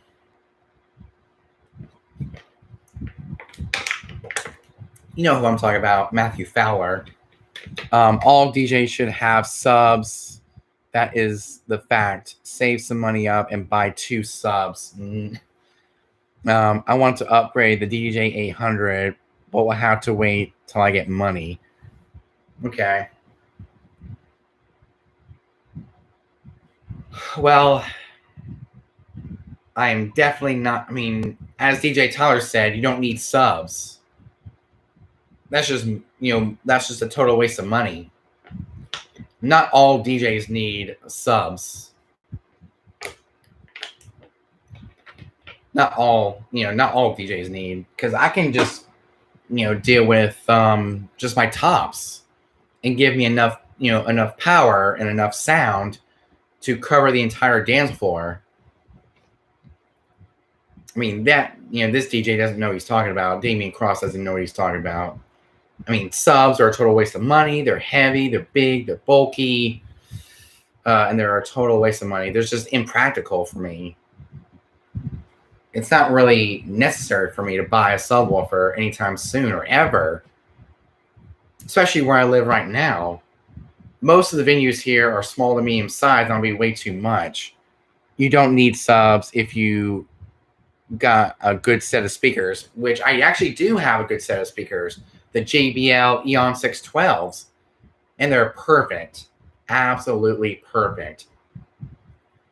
So Damian Cross doesn't know what he's talking about. Not all DJs need subwoofers, and if you just have a car, it will just take up more room.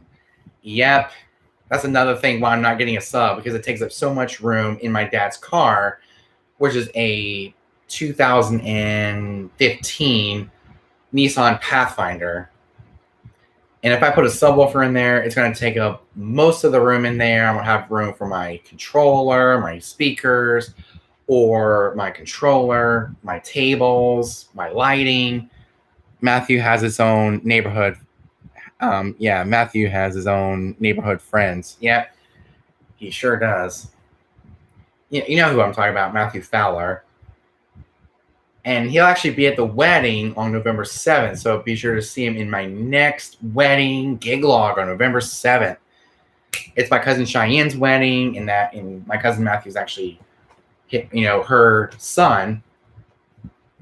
And, he'll actually be in the wedding. So you'll probably see him on YouTube. Yep, you'll be able to see him in the gig log for November 7th. Before that, we actually have 2 gigs coming up, one at the church and the other at Crazy Sam's Fireworks. Which, for Crazy Sam's Fireworks, it's definitely not a big place. It's definitely a fireworks store that's definitely closed in. There's no room to work around.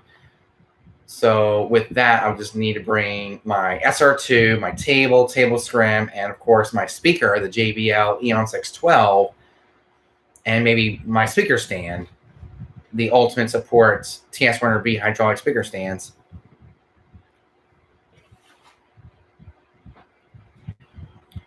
One down light. What? What are you trying to say, DJ Tyler? One down light.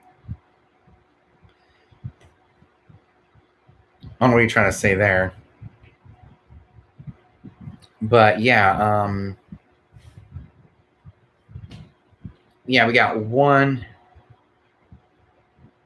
gig at the church, and of course we got another gig at the fireworks store. And after the fireworks store, we wait patiently for November 7th, which is another gig, and it's gonna be my last wedding of the year to close out my 2021 wedding season. Oh, one dislike. One like, one dislike. Yeah. Probably from Damian Cross, because he's just like that. Oh, you're talking about the live stream. Yep. One like and one dislike. Okay. Subs are not a waste of money. Both Rick Webb and DJ Barr will tell you the same thing. You may not need subs for every show, but you will need them at some point. You need to do more research.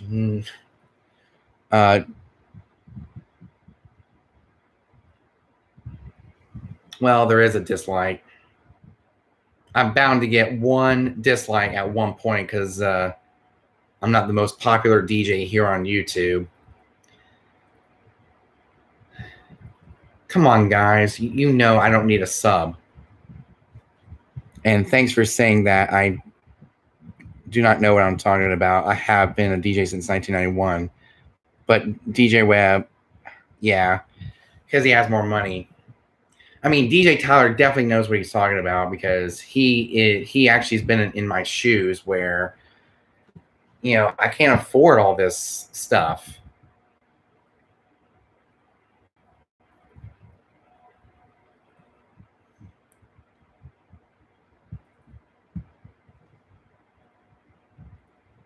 I mean, you don't know what it's like being a DJ in South Carolina. Yeah. You don't know what it's like being a DJ in South Carolina where you don't make much money and you can't afford a sub or anything like that. And having venues that are too small and too small for a sub, and it'd be just too impractical. You just gotta buy, then upgrade. Yeah, you're definitely right, DJ Tyler. He is, but he also had subs when he started out, but cheap ones. I did not dislike your video on, and how do you know when I am like? Well, I know what all.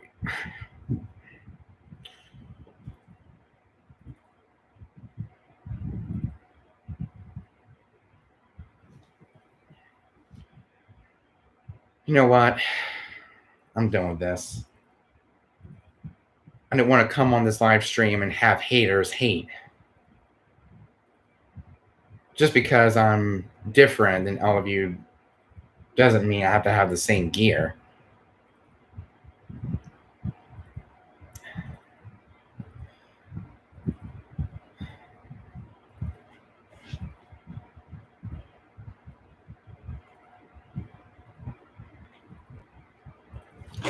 Just block the hate. I sure will.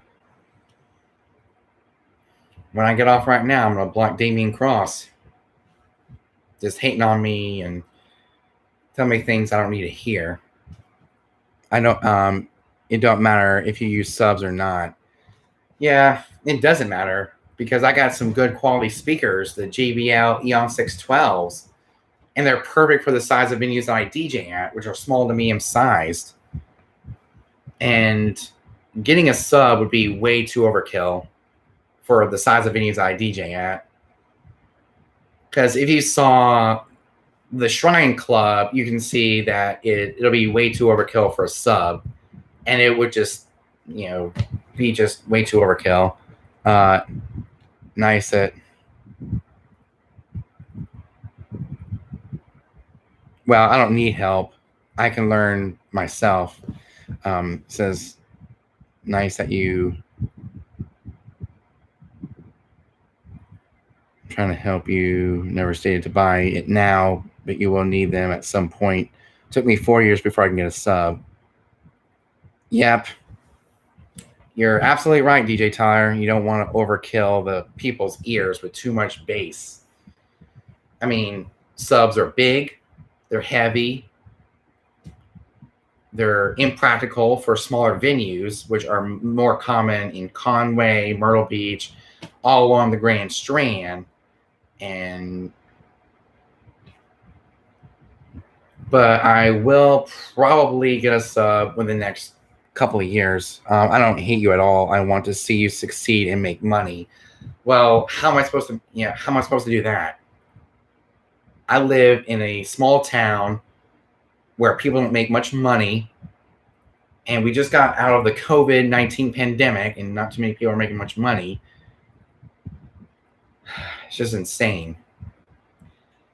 But I don't really hate you, Damien Cross. I'm just saying, I'm just sick and tired of people telling me when you get a sub, I'm just sick and tired of hearing that.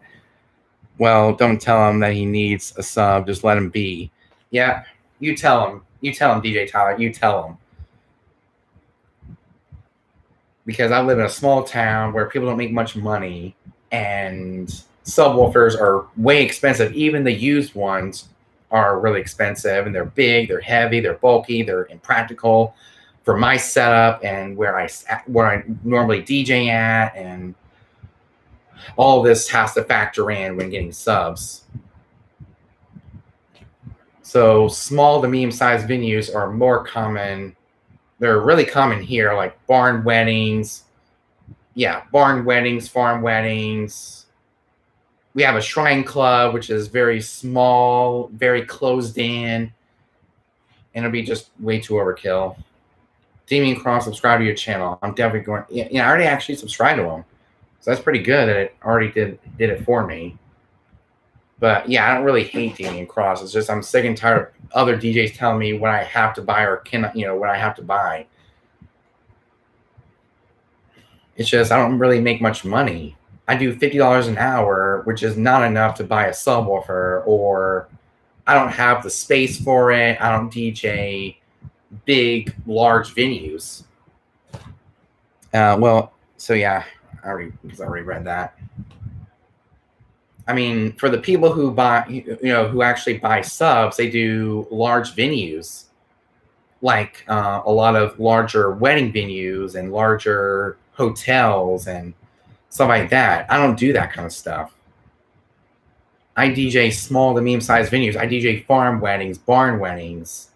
I DJ the Shrine Club. I DJ the Shrine Club, and even having a subwoofer would be just way too overkill for that size of club.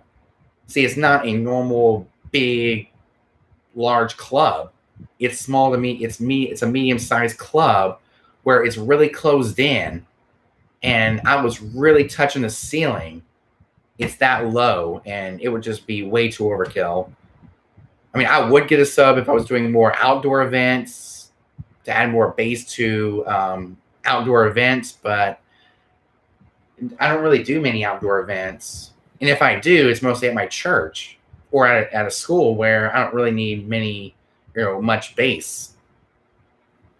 So there's a lot of reasons why I'm not getting a sub.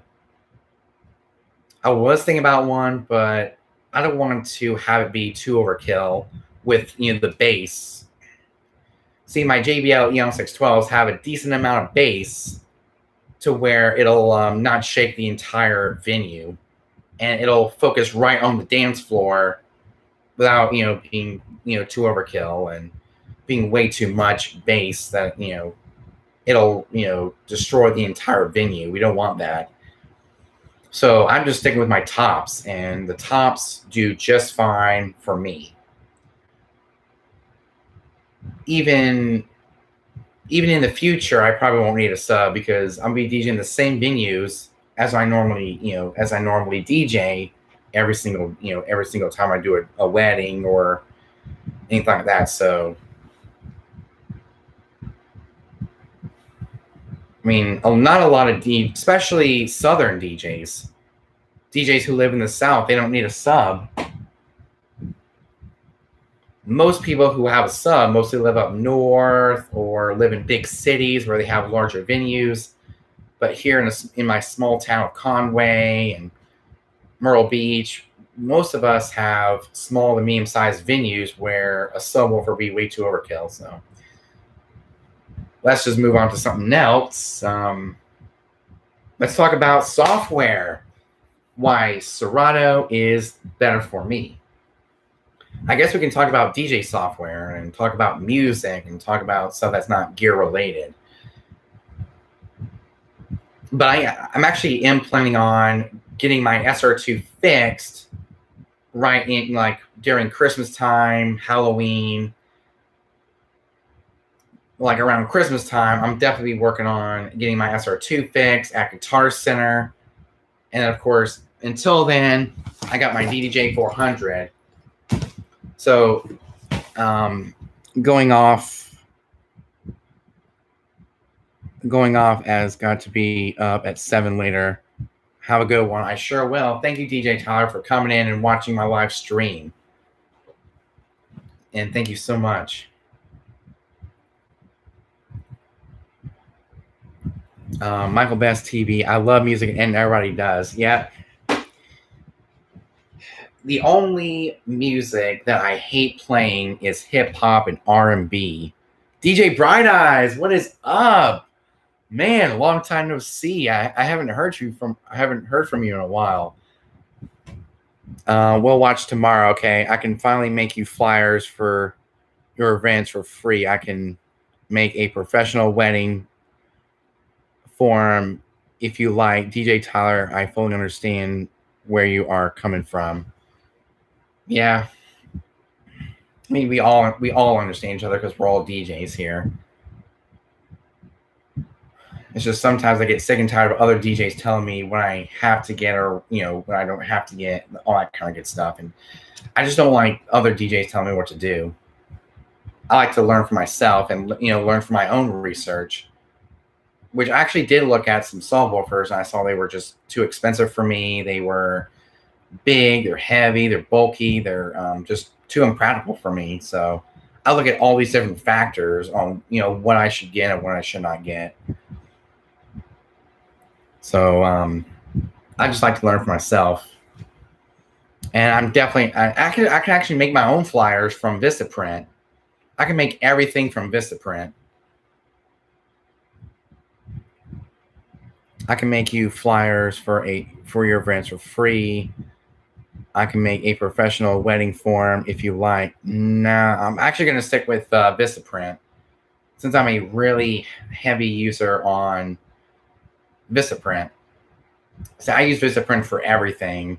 Even with my T-shirt, I made it from Vistaprint. My business cards I made with Vistaprint. My flyers I might make with Vistaprint, but I'm not ready for that kind of publicity. And when it comes to a wedding form, no, not really. I'm not ready for that yet.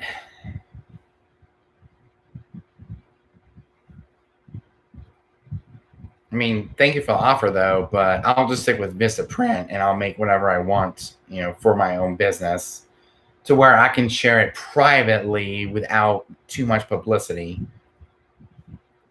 I'm just going to stick with family and friends. That way I'm in the safe zone. I don't have to worry about getting, stress, and also, kind of feeling uncomfortable DJing with people I don't know. And whenever someone I don't know wants me to DJ, I always say no. I don't know you. Yeah, here's what I do when a lot of people, when I DJ for someone who I try to DJ for someone I don't know, I just say, no, I don't know you, but I'm going to stick within the safe zone. So I probably don't need many flyers or forums or anything like that. I'm not ready for that yet. I've been a DJ for a little over 3 years now, so I'm still in the beginning stages of my DJing career, basically. So I actually want to thank you for the offer, though, but now I'm just going to stick with advertising privately, especially with business cards where I can hand them out privately to people I know and, people I want, who want a business card. I also do my shirt, which it said Cool Thing Entertainment, DJ Cool Thing. It's a black polo shirt, like a golf tee, which has the name Cool Thing Entertainment, DJ Cool Thing. I wear that to all my gigs. I made it from Vistaprint. Everything I make from Vistaprint. Everything from my business cards, my T-shirt, to anything I would need. But I don't really need that kind of publicity. It is true. But for Damien Cross, I thank you for the offer, though. But I'm not ready for that kind of publicity yet, where I would want anybody from Myrtle Beach, Conway to book me as a DJ. That's why I got something private called Facebook for friends and family only. Yeah, I mostly use social media to advertise as a DJ. So I don't really need any flyers or any forums or anything. I'm pretty good with that. It is true. When I said when you messaged that.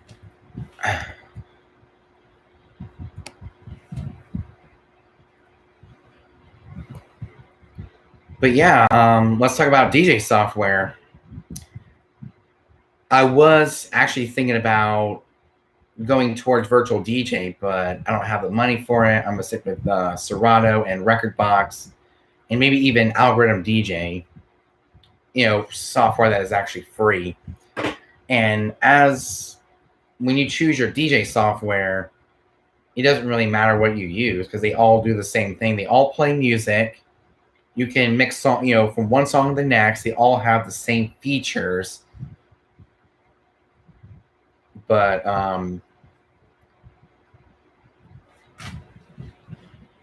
in the last 3 years of me being a DJ, I've used 3 pieces of software. I used Matthew did show me a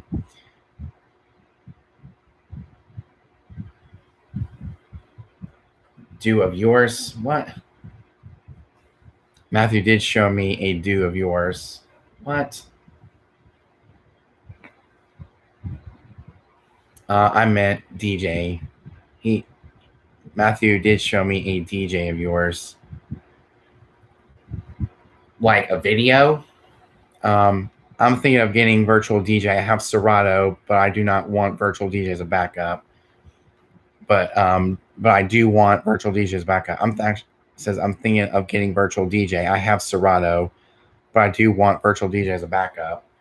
Yeah, that's pretty good if you have the money. For me, I don't really want to buy anything unless I know I'm going to use it. I mean, I actually have the money, but I just don't have the money for virtual DJ where I have to pay per month. And I'm already paying $100 a month for Netflix, Hulu, Disney Plus, SiriusXM, which is about $30, about close to $30 a month, to the family plan of Spotify, which is $13.99 a month. And I'm just paying for all these services. I just can't keep buying things, and I have to work within a budget. But that's really good that you're getting virtual DJ. It's a good piece of software. And actually removed virtual DJ just today from my computer. And I said, Hasta la vista to virtual DJ. And thinking to myself, thank you, virtual DJ, for a lot of, bugs. And it's your choice. Yep, it sure is. See, I use Rekordbox for this DDJ 400, and for the SR2, I have Serato DJ Pro, and also have Algorithm DJ, which is a more beginner program, but you can also use as a beginner or as a pro. But we'll have to see.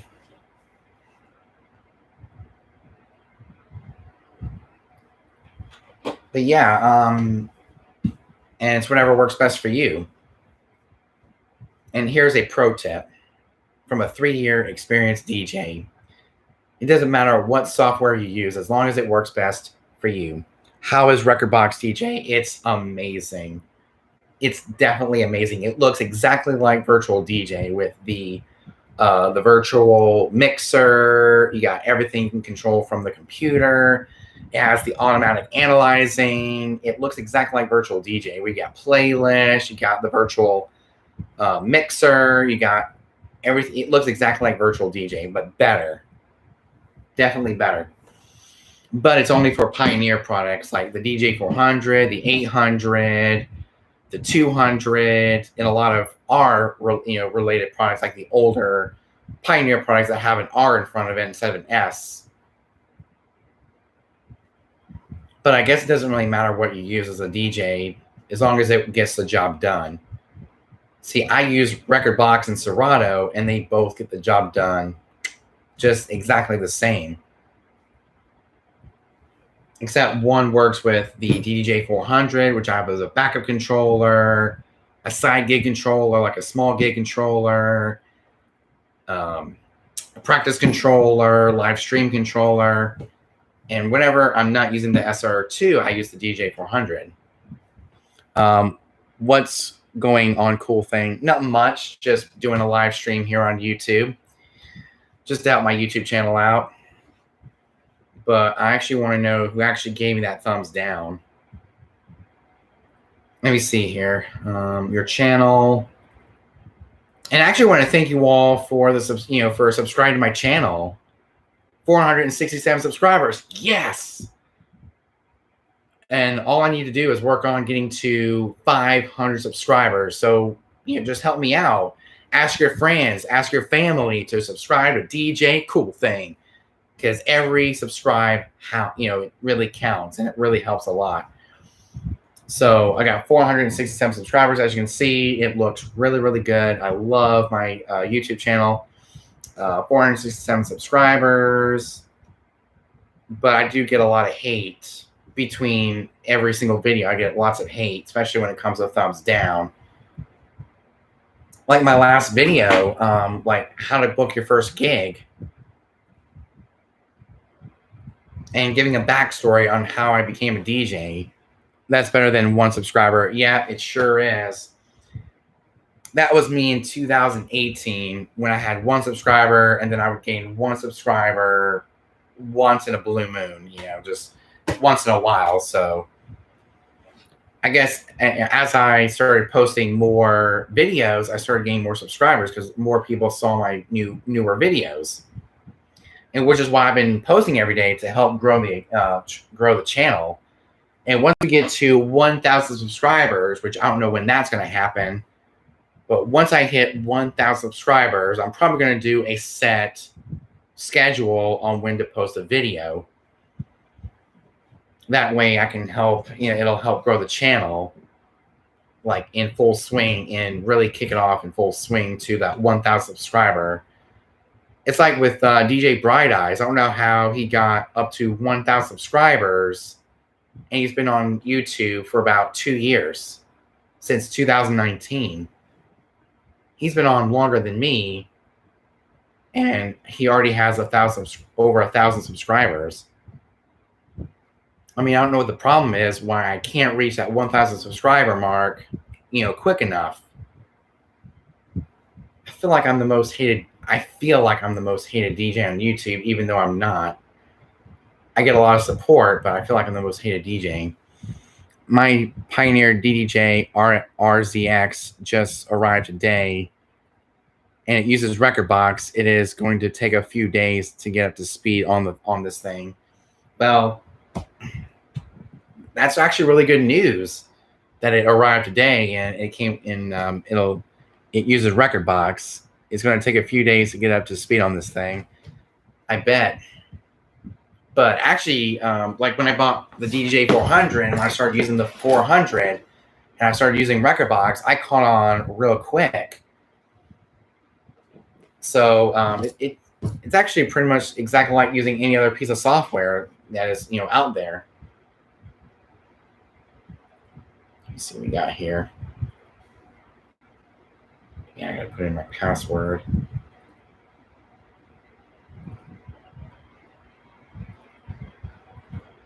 Just got a message from, I got a notification from Facebook. I'm old, 55, and so it takes me longer. Well, you'll get it. And that's, in going back to that one comment that you've been a DJ since 1991, that's really good. That's, longer than I've been alive. I was born in 94. But I mean, you'll get the hang of it. It's just like using virtual DJ.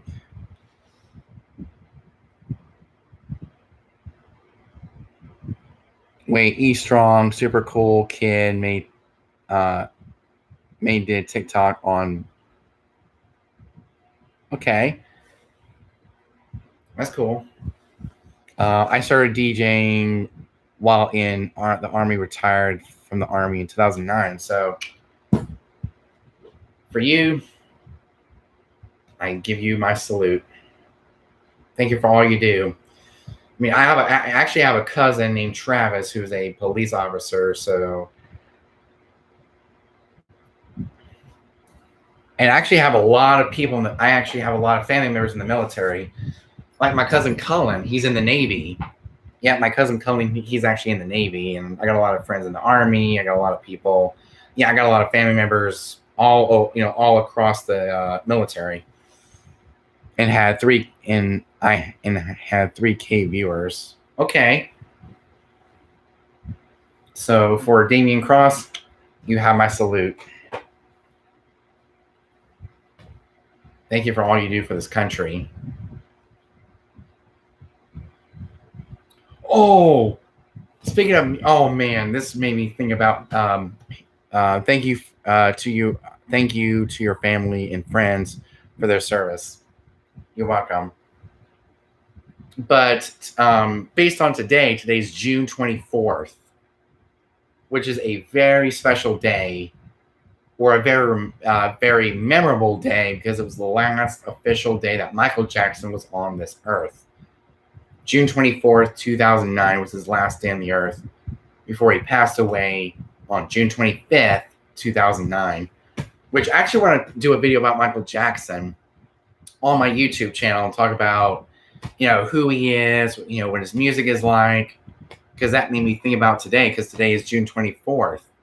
Because on this day, he was finishing up his rehearsal, one of his rehearsals for the This Is It tour. And then, good job, Damien Cross. Yeah, good job.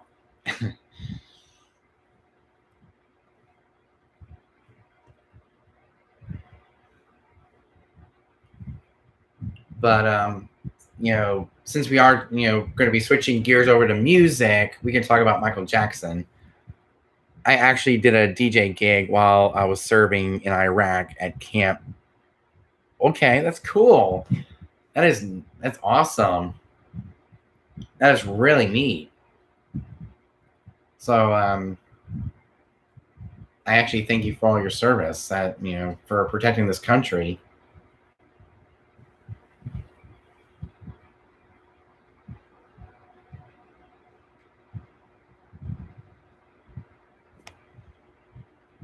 So that's really cool. Even that you did a DJ gig while you were serving in Iraq. That's really neat. Michael Jackson was and always will be the king of pop, and no one will ever do what he did. Nope, not at all. I was actually listening to some Michael Jackson music earlier today, and I'm actually going to be listening to a little bit more music when I get off the stream. But thank you all for your thank you all for your love and support over the last 3 years of my YouTube channel. And here's one thing about my YouTube channel that you didn't know about. It's actually been around my entire career. Yep, my YouTube channel has been around for as long as my DJ career has. And ever since I became my YouTube channel has been around since I was a beginner DJ, mostly posting gig logs and a lot of smaller videos. So actually, let's take a look at some older videos that I posted when I became a DJ YouTuber. So I did the Beach Tots Spice and Trikes Parade. That was from Instagram TV. The Adventure Beach Kids Camp Family Night for 2018, June 28th. Intro to my channel. That was my first live stream. I did a video introducing myself to my channel. Keep up the videos. Eventually, you will go and hit 1K. I sure will. And then, of course, I did my Halloween party for 2018. Then I went to doing more videos. So it's mostly been gig logs in October. And then, of course, my first non-DJ gig related video was the Newmark Party Mix review 5 months later. It was like a 5-month review of the Newmark Party Mix. And then I did a video called Best DJ Speakers of Christmas 2018. Cheapest way to archive your DJ mixes. Oh, man, I remember that video where I talked about cassettes. I talked about CD recording. I talked about all that kind of good stuff. And then, let's see, some of these videos, even though they are like 3 years old, they didn't really go viral. My first viral video was the unboxing the best laptop for party DJs and mobile DJs, the 2018 MacBook Air. So it was this computer right here where it actually got viral, 1.7K. And then I did a review, which got 309 views for the best computer for party DJs and mobile DJs, the 2018 MacBook Air. Discussing DJ, let's see what's actually called. I can't really see the full title. Discussing DJ software and where DJs get their music in the age of streaming music. Wow, I actually remember that. That's from 2019. And then I discussed the popular DJ apps like Serato, Virtual DJ, DJ Pro AI, which at that time was called DJ Pro 2 by Algorithm. And at that time, I didn't know what Rekordbox was, or my dad had the first computer, and that's really cool. What else do we have? Tour of my completed DJ set. Yeah, tour of my completed DJ setup for 2019. And I actually did a video 2 years ago on how I got started as a DJ. And then I did my next unboxing, the IT technology DJ headphones unboxing, which those wore out over time. Testing out my new DJ headphones, Tidal versus Deezer, tour my DJ playlist on Virtual DJ and Serato DJ Lite. So back in 2019, I still had Virtual DJ, but no longer use it anymore because of the Virtual DJ 2021. And I can't use my Pioneer gear without having to pay for it, which I'm not going to pay for it. Final update on my playlist for DJing, BPM Supreme iOS app BPM Supreme iOS app review, how to download your music from BPM Supreme to your computer, then to your DJ software, how to store all your music and still save space on your computer. I did a DJ Pro 2 review. I did my DJ booth is coming spring 2019, but actually came in the summer of 2019. So I was kind of wrong on that video about 2 years ago where my DJ booth was coming spring 2019, but actually came the summer of 2019 on June 3rd when I got my table. And I did my first DJ Cool Thing on the road at the Holiday Inn in Spearfish. We talked about the party room. We talked about all that kind of good stuff. And I talked about, oh man, my another how-to video was 2 years ago, how to transfer a playlist from one streaming service to another. So how to transfer a playlist from one streaming service to another. And of course, I did my first screen recording 2 years ago, how I prepare for my gigs / tour my music for March 2019. March 25th, 2019 DJ update, how DJ life has changed over the years. I did my first DJ vlog. It wasn't a gig vlog, but it was a DJ vlog where I was on the other side of the DJ booth on the dance floor for Joy Prom 2019. If you don't know what Joy Prom is a prom for those with special needs like myself, where, because I was diagnosed with autism when I was a little kid back in the 90s. And I go to this Joy Prom, and I'm on the other side of the DJ booth attending Joy Prom, where I have the night of my life. And they decided to book another DJ to DJ the Joy Prom. Oh man, I remember this. How to choose the best DJ software for beginner DJs, because I was actually a beginner DJ at that time. I also had a DJ update for April 2019 and all those other videos, and I started growing as a DJ over the years. And I started growing over the years since October 2018, when I started posting gig logs from the summer that I posted on other platforms like Instagram and Facebook, and then of course I put those on YouTube. But yeah, I actually want to thank you all for your love and support, and thank you for subscribing to my channel. Thank you for hitting that notification bell so you get notified when I upload a brand new video or when I go live. So thank you for hitting that notification bell, hitting that subscribe button.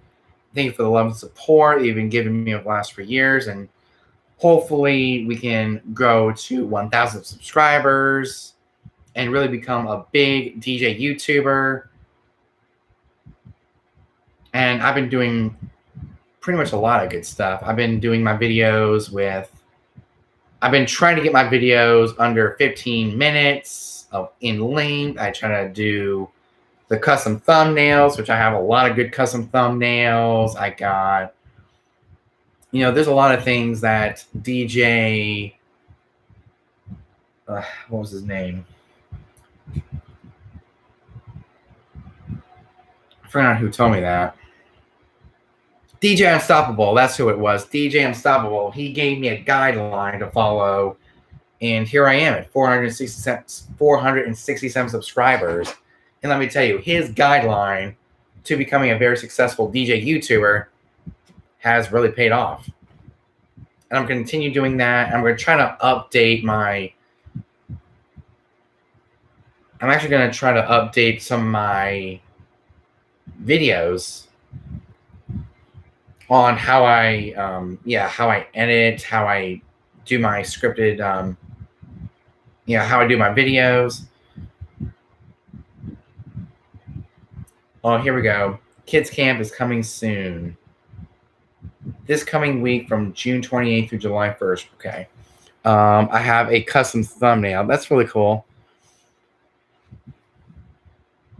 But yeah, I actually want to thank DJ Unstoppable if he watches this video for helping me so much, for helping me grow my YouTube channel from where it was before to where it is right now at 467 subscribers.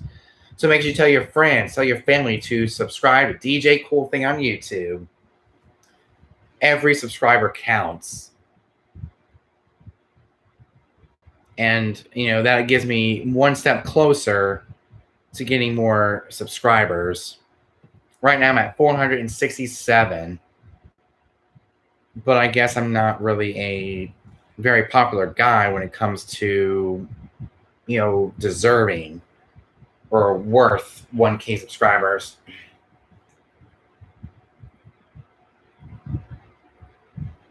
Should resident DJs play the same music each week? Oh. The same venue every week. You ought to be trying to build a rapport. Oh, here we go. Oh, message. What? Sure. Oh, here we go. A short. If you're playing the same venue every week, you ought to be trying to build a rapport with the audience. And you do that by playing the same music. And what you've got to do is get some new tracks every week. But you've got to say to yourself, are these better than the ones I'm currently playing? And if not, try a bit harder to find more new tracks. And then you're going to take the future. I'm going to type in well said. Tracks out. But basically, the bulk of the music will be the same.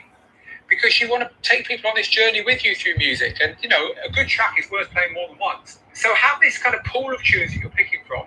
But yes, definitely the bulk of your set should be the same every week. You're not expected to play different tunes. So Digital DJ Tips is requesting all DJs play different music if you are playing the same venues each week or more than once. It's like, that's another good YouTube channel that you should be checking out. Digital DJ Tips. They are the #1 DJ school and the people behind the best DJ book on Amazon, Rock the Dance Floor. And they're a really good YouTube channel. I just saw one of their short videos on playing the same music every single week if you play the same venues. But I guess that kind of is for me as well, because I'm trying to play different music if I go to a different venue or, go to the same venue. Have a custom thumbnail. That's really good. That's cool. But yeah, other than that, thank you all so much for your love and support. It's really helping a lot, help me become big on YouTube. Even though I'm not doing videos that are worth reaching up to 1,000 subscribers, but I guess I need to start getting more video equipment, like more cameras, and have, step up my game when it comes to the presentation. That's what I need to start doing. I need to start wrapping up my presentation here on YouTube, and it'll help me grow as a DJ, and also help me grow as a DJ YouTuber. Like, grab multiple cameras and you do multiple camera shots and, try to up my quality a little bit to 4K, use a camera, like a dedicated camera instead of my phone and all that kind of good stuff. So that's another thing that will help me get to 1,000 subscribers is the presentation, the overall presentation. And hopefully with the presentation will come less thumbs down. That's another thing to help prevent thumbs down for me, is to kind of better my quality a little bit and have the best video, presentation I've ever seen, especially in the history of my channel. But since we are reaching the very end of the live stream, because we are almost 2.5 hours, we've been streaming for a little over 2 hours, 2 hours and 30 minutes. We need to talk about the future of the channel. Since we talked about, it is a DJ update. We need to talk about the future of the channel. I might have to delete the channel if there's lack in production. How I produce my videos and how I edit my videos, how I get it out there. I have the custom thumbnails down pat. But here's what I use to record my videos: the iPhone 10. This is what I mostly record my gig logs with and most of my videos with. But I definitely need to start getting into more video production and create videos that will the future is tomorrow or more. Yeah, you're absolutely right. So the future is tomorrow or more. Yeah, it is. But I'm going to try to get my production up to date and do videos that are worth people subscribing and get more people to the channel, make it more fresh. And maybe we'll probably do that in 2022, is to up my game a little bit.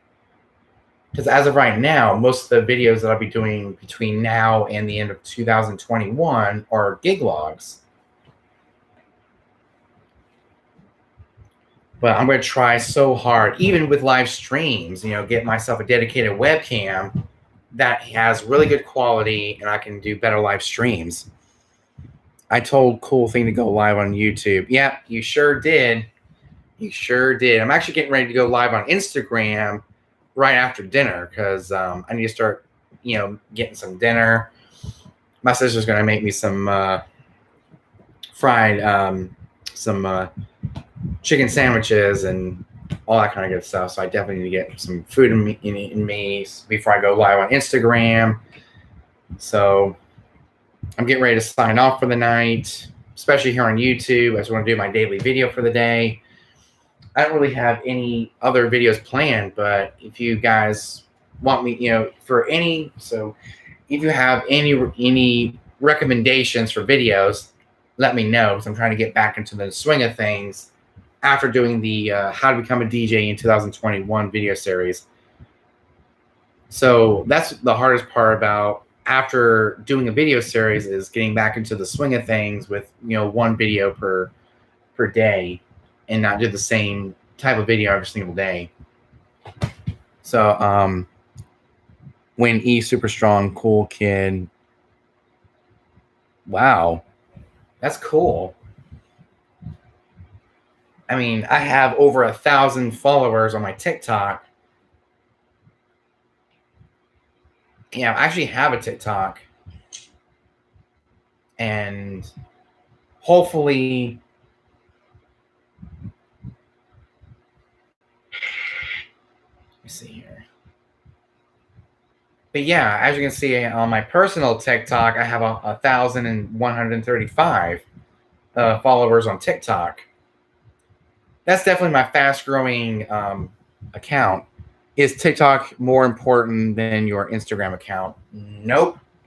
They're even, like half and half. But since this is a DJ channel, you can I actually want to tell you guys that I do have a DJ related TikTok. As you probably see here, as you can see, I have a DJ Cool Thing TikTok, which has 196 followers. And I've been really busy on TikTok as well, doing short videos for everyone to watch. I'm trying to grow this page as well. So TikTok is definitely not more important than my Instagram. But I have been busy on Instagram, taking pictures, taking video.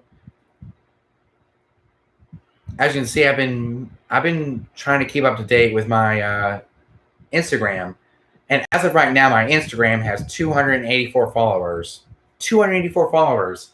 That's pathetic. Especially with my Instagram being older than my YouTube. and my YouTube is the fastest growing when it comes to Instagram and YouTube. So as of right now, my Instagram has 284 followers and 1,046 following. I'm following 1,046 people on my DJ Instagram, where only 284 followed me back. So it's really hard to get followers on Instagram. And I've been trying to stay as active as possible on my Instagram account. I'm just having trouble growing on other platforms, but TikTok is definitely my fastest growing. With over 1,000 followers on my personal TikTok, and my DJ TikTok, it has 196. Yeah, 196, since it is a newer account, and I just posted videos last year in 2020. So TikTok is definitely not more important than my Instagram,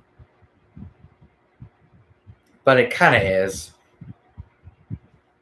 I mean, I can knock out a TikTok video in like a few seconds and have it posted within about a minute or so. It's perfect. But I am trying to grow as much as possible on all social media platforms like YouTube, Twitter, Facebook, Instagram. But I don't really have anything DJ related on Facebook. For Facebook, it's mostly for friends and family. Yeah, this is how I mostly get friends and family. This is how I keep up with mostly friends and family that I know outside of social media. But for DJing, it's Instagram, YouTube. Yeah, for DJ related accounts is Instagram, YouTube, Twitch, which I do have a Twitch account. If you make sure you follow me on Twitch, because every weekend I'm doing a live mix on Twitch. Also for DJing, I have Mixcloud. I got, and that's pretty much it. Mixcloud, Twitch, Twitter, Instagram. That's pretty much it that I use for DJing. So a lot of my DJ related accounts are not on Facebook. So my DJ related accounts lies within Instagram, Twitter. Let me see here. Yeah, Twitter, Instagram, YouTube, Twitch, Mixcloud. That's pretty much it. That's if you want to keep up with my DJing stuff. Everyone has a family, but gets friends. Yeah, you're absolutely right on that. You're absolutely right. But with that said, hope you guys enjoyed this live stream. I'm getting ready to eat some dinner because I actually want to eat dinner before it gets late. And then I'm going to take a shower and then go live on Instagram. So for those of you who follow me on Instagram, and if you haven't followed me on Instagram, make sure you do so. I will definitely share my Instagram with the chat. So if you guys want to follow me on the DJ Instagram, I'm actually going to share my profile. Let me see here.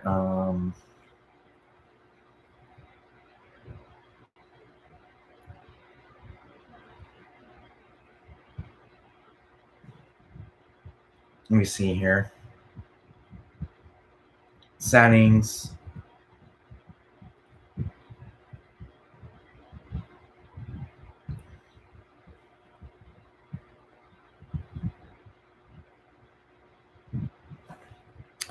Everybody has a family but gets friends. That is definitely right.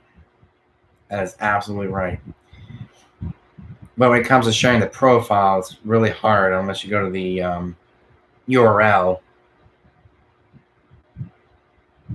But if you guys want to, make sure you go to Instagram and type my name, DJ Coolthing. Because I'm trying to grow that as well and get more followers on Instagram. Well, one of the things I would like to do is to match up the followers on YouTube on Instagram. But this is definitely the Instagram that you should be following, the DJ Cool Thing. And of course, I got another DJ related I got another DJ related Instagram page called Cool Thing Entertainment, where it mainly focuses on my DJ gigs. So this one is definitely not as active. It has 39 followers, and I'm following 105. So this is definitely a newer one. But yeah, if you guys want to, make sure you follow me on Instagram. Just go to Instagram, type my name, DJ Cool Thing. Make sure you do so. I'm trying to help, grow my Instagram as well. Yeah, 285. Yeah, we went from 284 to 285. Okay. So for all of you watching this video, make sure you follow me on Instagram at DJ Cool Thing. Because I'm going to be doing a lot of daily live streams, like once a day, mostly during the daytime, around noon, 1 o'clock, 2 o'clock, Eastern Standard Time. I'm mostly going to be doing day streams, not night streams, because night streams, I'm tired. I don't have Instagram, but my mom and dad do. Okay. I mean, that's okay. I mean, just use whatever's best for you. It's like with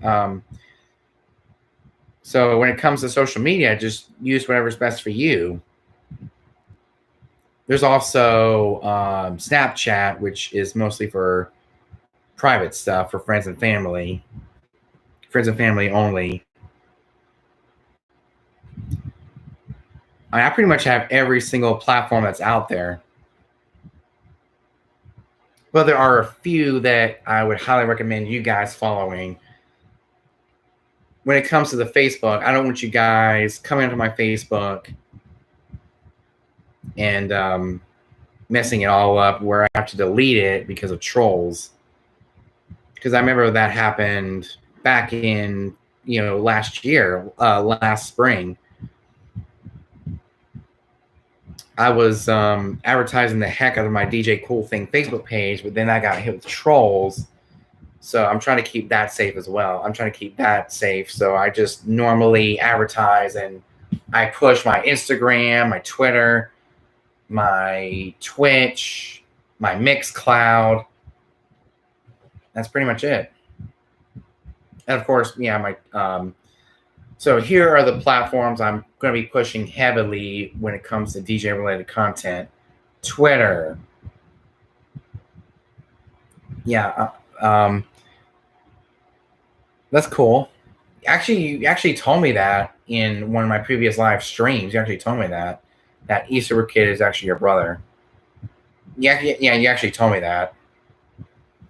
But when it comes to social media, the ones I highly recommend you guys going to is my Twitter at DJ Cool Thing, my Instagram at DJ Cool Thing or Cool Thing Entertainment, my YouTube channel, DJ Cool Thing, my Twitch at DJ Cool Thing,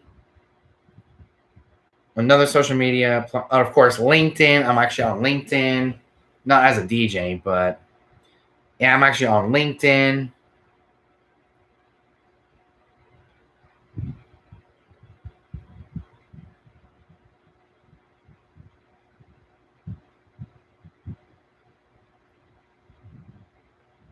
What else do we have? After LinkedIn, okay, we have Twitch, LinkedIn, Mixcloud at DJ Cool Thing, which I got some really good mixes on there that I highly recommend checking out if you haven't already.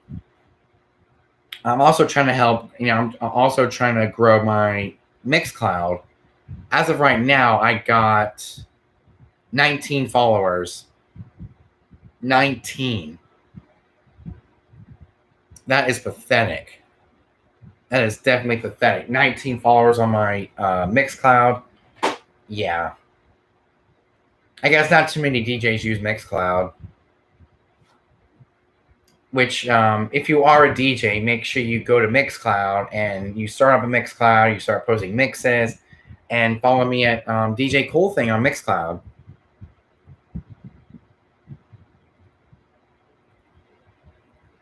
So that's pretty much all my social media platforms that have DJ related content on them. That is, open and free. It's also actually that people follow.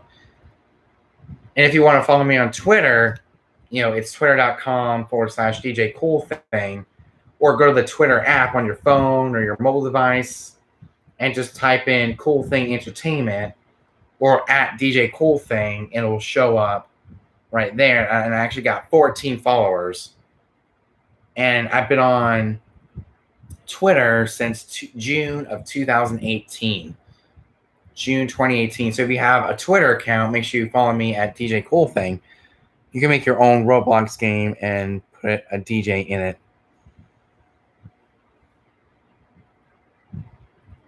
Well, I'm kind of too old for that kind. Yeah, I'm too old for that kind of stuff. So with that said, I hope you guys enjoyed this live stream. I'm gonna wait for some people to leave because I'm getting ready to sign off for the night. I'm gonna do some Instagram streams. If you do have an Instagram, make sure you follow me at DJ Cool Thing. I got a lot of pictures on there, a lot of videos on there. Found you on Mixcloud. Okay. That's good. Let me go to my Instagram. Yeah, let me go to my Mixcloud app and see if you followed me. Because it usually pops up. Okay. So the people who are, let's see here. We go to the home page. The last person to follow me here on Mixcloud is DJ Shadarin, along with DJ Apocalypse, DJ Reflex, George 11889, Hitman the Dub, DJ Dynablend, DJ Tyler, DJ the Moose. They all follow me on Mixcloud. But I'm glad you found my Mixcloud. But make sure you follow me. And you can keep up to date with all my mixes. And you can choose whatever you want to listen to. Whether it's my summer mix or my disco mix or my high energy mix or any of the random mixes I've recorded over the last 2 to 3 years of being a DJ. And some of the mixes were actually recorded from cassette, believe it or not, or archived from cassette. Following you, I like the summer mix that you have there. Yeah, it's a good mix.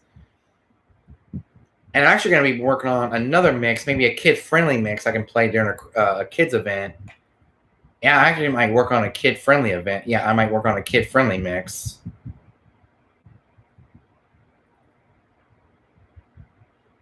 There we go. Hopefully it pops up on my phone.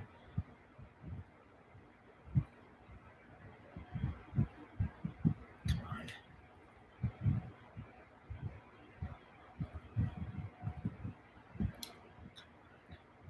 I guess it'll pop up really soon.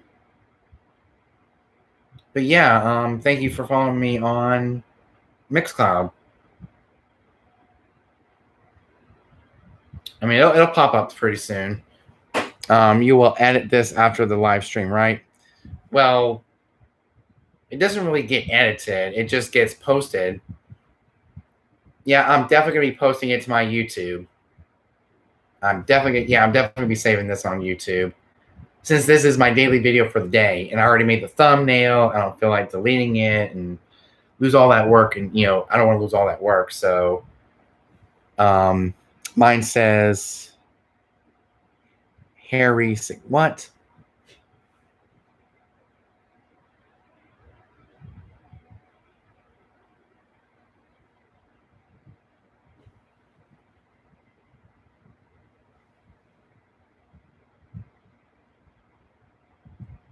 That's weird.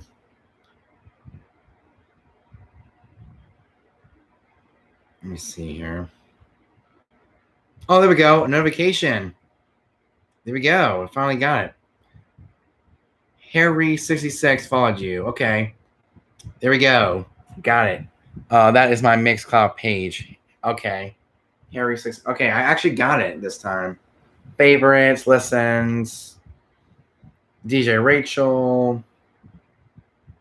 None of these DJs I know.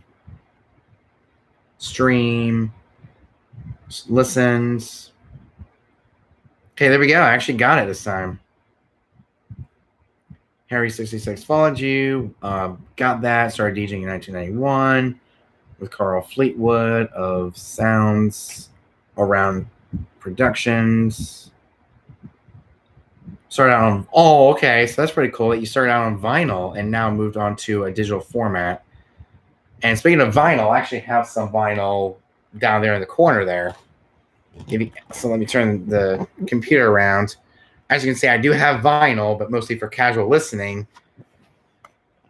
But that would be really cool to DJ with vinyl. But I mean, I do have some of the essentials I can DJ with. I don't have one genre that I spin. I also love all types of music. Music can bring back good or bad memories, but music will always make you remember something. Okay, that's actually really good. I played bars, pubs, clubs from Rhode Island to Florida to Texas to Oklahoma and many places between. Okay, that's really good. I was one of the resident DJs at Harborside and Eastwood Greenwich for 12 years. Okay, that's pretty good. I moved away from the club scene and now mainly do private and government events. Okay, so I kind of believe that. I'm sorry for what I said earlier, but I'm just sick and tired of other DJs telling me what I have to buy or, what I have to get. See, I like to do my own research and, I like to do my own research and make the decision for myself because I'm 27. I can make my own decisions on what I have to buy, what I don't have to buy based on my application. See, I buy stuff that is necessary for the type of event that I'm doing or the size of venue that I'm actually DJing at. Man, my throat. Okay, that's good. That's actually really good that you have a background on your Mixcloud. Let's see what mine says. Let's see what I put. Let's see what I said. Okay, I just put, I just say DJ Cool Thing from Myrtle Beach, South Carolina. I DJ weddings, local elementary school events, local events around my local community. You don't have to say sorry for anything. I understand where you were coming from after you explained your company. Yeah, being a small business, being an independent, you definitely can make your own decisions. I'm an adult. I'm 27. 27 years of age, getting close to 30. Man. So when I become 30, let's see, 2021, 22, 23, 24. So 3 years.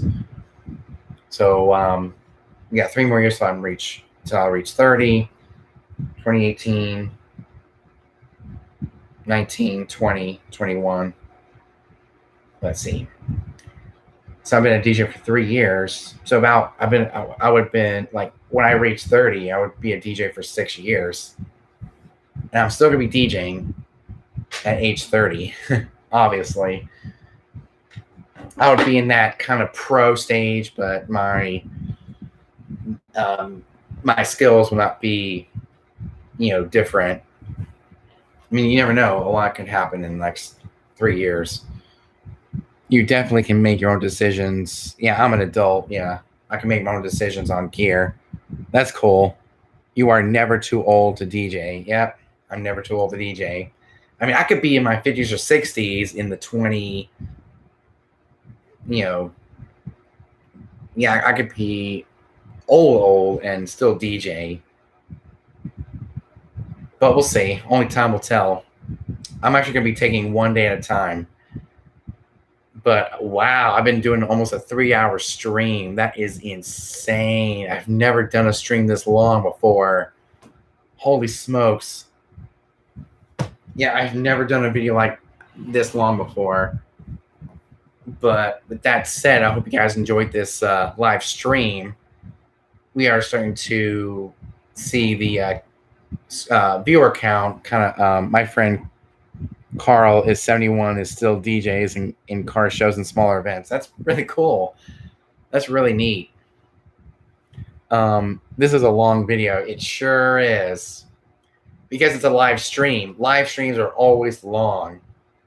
Yep, live streams are always long. No matter if it's on YouTube or Instagram or any other social media platform that has live streaming, it's always really long. It's always long.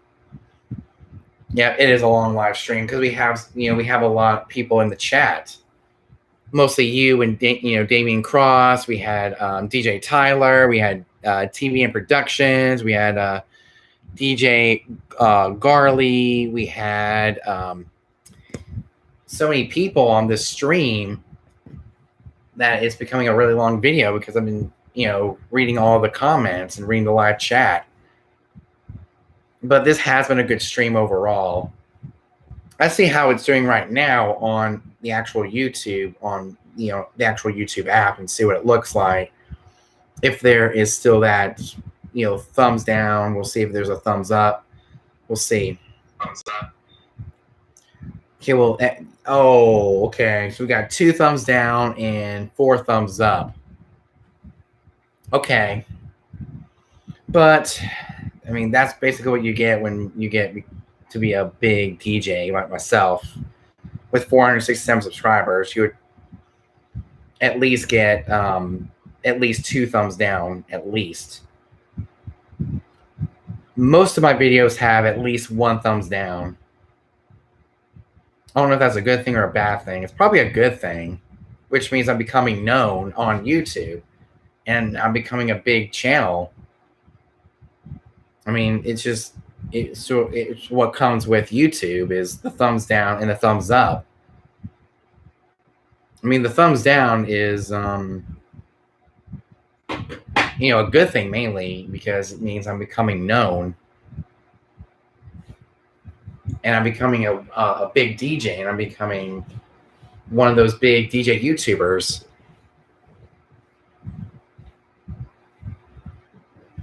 So I'm bound to get thumbs down at some point. Screw the 2 haters. They are just jealous. Yeah, they are. They definitely are. But, it's bound to happen on all of my videos, no matter what video it is and how good it is. Even some of the bigger YouTubers like DJ Bar, DJ Rick Webb get thumbs down. Every DJ, every YouTuber has at least 1 thumbs down. And some of them even have more thumbs down than the rest of us. Like some of them might be thousands and thousands of thumbs down. It's just all part of growing as a YouTuber. It actually comes with growing as a YouTuber. Let's take a look at, let's say, one of the bigger YouTubers, Ella Skins. I recommend Nature Made vitamins okay. because I trust their quality. 6 hours ago, he has 28 thumbs up and 0 thumbs down. Why is old school DJ stuff and what is old school DJ stuff and what to look out for the future? Nick Spinelli. He has 9.7K subscribers, and he has 63 thumbs up and 0 thumbs down. So I guess it's just based on how I don't know. Damian Cross, you are right. Some, same with a lot of haters, but not all. Yeah, you're absolutely right. Let's see here. Rick Webb's gig log got 6 thumbs down and 166 thumbs up. So it's just part of growing as a YouTuber. Yep, we're all correct. I mean, it's I've kind of ignored some of the thumbs down because it's bound to happen when your YouTube channel starts getting known. That's basically what it means. So let's take a look at DJ Too Legit. He has 1 point. Even some of the bigger YouTubers get a thumbs down. I like the speaker behind you. Yeah, it's What? This one? The Monster? This one or my sound bar? Which one? Yeah. DJ. Yeah. Let's see here. Let me see who else gets a thumbs down. Let's take a look at DJ Bar. Even DJ Bar gets thumbs down. He has 6 thumbs down and 325 thumbs up from his gig log. Dancing on the Clouds plus Sparklers. And he's just all part of growing as a YouTuber. Which speaker are you talking about? The one you have in your hand. Oh yeah, the Monster Audio Rock and Roll 3. That's actually my current ceremony speaker. This thing is not loud at all when it comes to a ceremony, so that's why I want to upgrade so I can get rid of this thing. Because we actually did talk about this thing earlier when we were talking about upgrading the ceremony speaker and getting a much fuller sound to where everybody can hear the sound.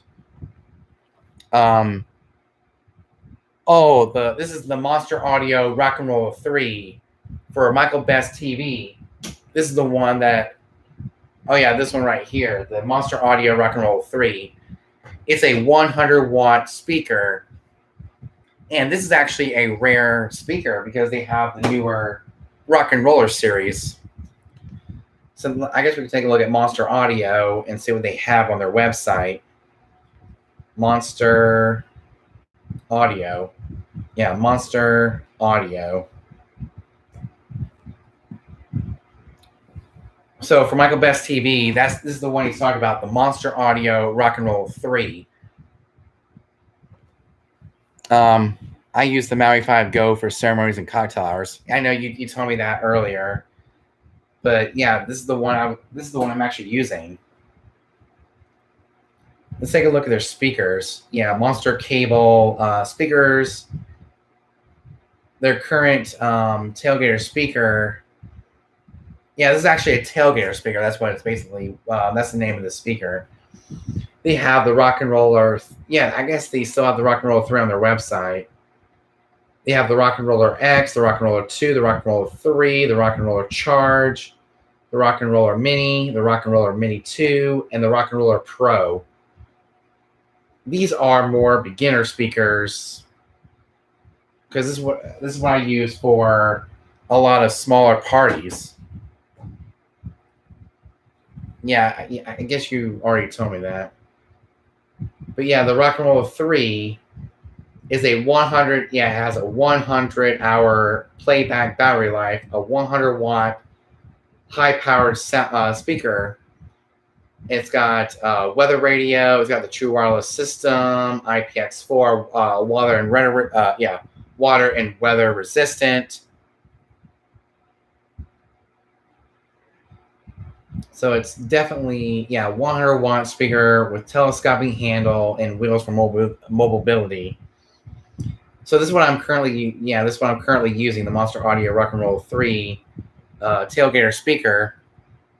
So it's got a 100-watt high power sound, which it doesn't really tell me the SPL level or anything like that, the sound pressure level or anything like that. So this speaker right here isn't really meant for DJing purposes. It's mostly for casual listening, to have as an outdoor speaker to play music from Spotify or from other streaming music services. It's not really meant for DJing, which is why it has this type of sound. It's meant for a lot of family. Yeah, it's meant to be used on a back porch or somewhere small like that. So it's not really meant for DJing. Which is why I'm planning on. Thank you for the. Yeah.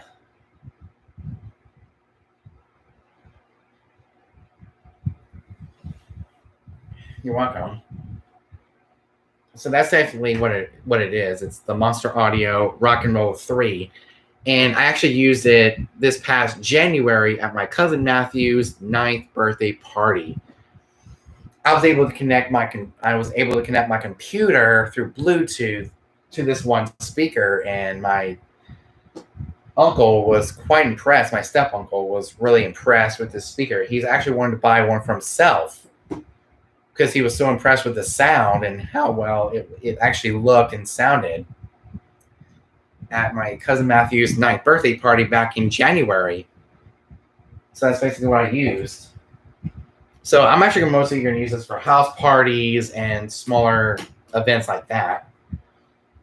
But for ceremony and for cocktail hour, I'll mainly be using the Bose S1. Yep, I'm definitely actually chose a speaker this time, the Bose S1 Pro, because it has, I guess, a louder sound and a better sound than the JBL Eon 1 Pro, or than the JBL Eon 1 Compact. Because right now it has a 100-hour playback battery life, which means it'll last for days on a single charge, and it's got a 100-watt high-power sound. It's got weather radio, it's got true wireless system, and an IPX4 water/weather resistant. So it's not really meant for DJing purposes. It's meant for casual listening. If you are, if you're not a DJ, this will be perfect for casual listening as an indoor-outdoor Bluetooth speaker, just to have for your phone to play music from Spotify, from a radio streaming app like Pandora or SiriusXM or SoundCloud or Tidal or wherever you use to play your music from. That's one thing I want to know. What do you use when you're not DJing? Like, what streaming service do you use to listen to music when you're not DJing? Like, for casual listening, I use Spotify, and I also have SiriusXM because my mom's car is a 2014 Ford Fusion, which has built-in SiriusXM, which is why I bought it, to have something more integrated into her car than just playing music from my phone through Spotify and using Bluetooth media streaming and just have that word Bluetooth media stream on the display the entire time. So that's why I got SiriusXM, because my mom's always traveling and she may not always have, a cell service. And I hooked her up with SiriusXM, which is the select package for about $16.99 a month. So that's another reason why I can't buy expensive equipment, because I have things to pay for. Like the SiriusXM, that's like $16.99 a month plus taxes and stuff. That's like $22, $23 a month for SiriusXM alone for the select package, plus the taxes and the streaming fees, for the royalty fees and all that kind of extra stuff that you have to pay for SiriusXM. So if you guys have a car that's compatible with SiriusXM, make sure you pay for it. You won't regret it. They have so many channels on here they can just put on and let it just play for a good majority of the time. So with that said, I'm getting ready to sign off for the night, and I'll catch you guys very, very soon. I should catch you guys in the next couple of weeks. But thank you all so much for watching this live stream. Make sure you like, comment, subscribe. Hit the notification bell so you get notified every time I upload a brand new video or when I go live. Until next time, I will see you guys on July 1st for another gig log for the Kids Camp Family Night of 2021. Because this week, I'm going to be very busy with my church's with my church's Kids Camp, which is their vacation Bible school. And I'm actually part of their worship team. Yeah, I'm actually part of their worship team. And I got to help out with that. So I got to help out with that all week. So I probably won't have time to do a live stream or a video for you guys. So, the same thing goes with Instagram and other social media platforms. I probably won't be able to do a live stream on any of those platforms, being so busy with Kids Camp. I mean, it's not going to be all day, but it's going to be from like 6 to 9. Yeah, from 6 to 9. I guess with that, I can try to do a live stream during the daytime, but then I have to get dressed. I have to go to this, to the church. There's a lot of things I got to do this coming week for my church's Kids Camp, which is our vacation Bible school, where the kids learn about God through music, through the drama team, through arts and crafts, through the games. If you guys are familiar with Vacation Bible School, that's basically what our Kids Camp is, but but it's more hyped, if you will.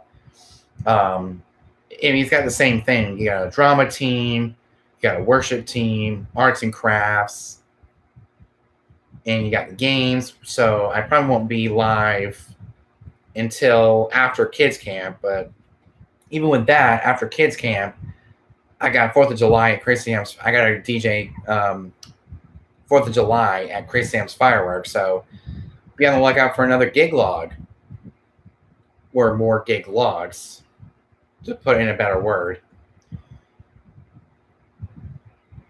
So I probably won't be live until after the 4th, because it's very busy, especially during the 4th of July. A lot of people from up north come down here for vacation. They go to the fireworks store and they buy fireworks, and it's going to be crazy.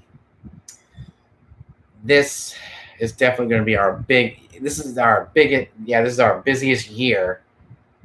Yeah, this is our biggest time of year and our busiest time of year, where we're going to have a lot of customers come in and buy fireworks. I'll be DJing. And it's definitely going to be a long night. But I will be doing some gig logs between now and until after the 4th. So let me see when we should do our next video. Our next video will be... Oh, okay. So I mostly do... I just don't do videos on Fridays, Saturdays, and Sundays. Especially Sundays. I actually go to church on Sundays. And on June 28th through July 1st, my church has their kids camp.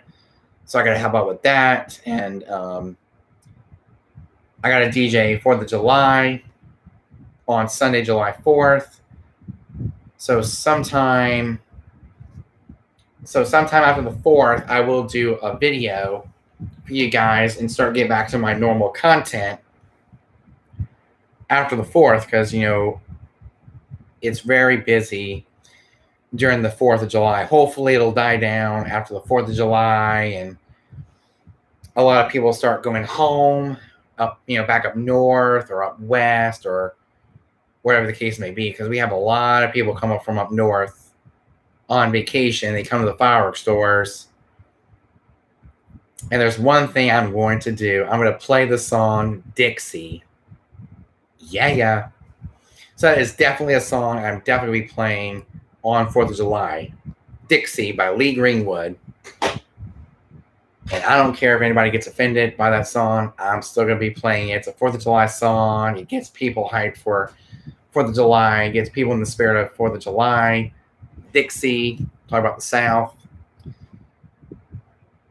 And that's definitely a song that is a must for 4th of July. Dixie by Lee Greenwood.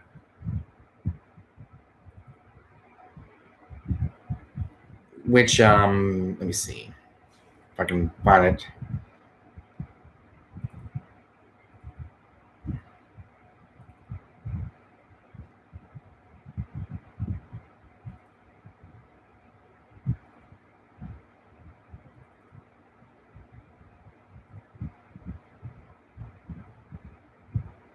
Let me see here. Lee Greenwood. So what do you guys think? Is it a good idea to play the song Dixie at the fireworks store on 4th of July? Here we go. American Patriot, 1992. Dixie. This is the one I'm definitely going to be playing because I actually have it on my laptop. And I don't care what anybody else thinks about that song. If they're shopping, I'm still going to be playing it.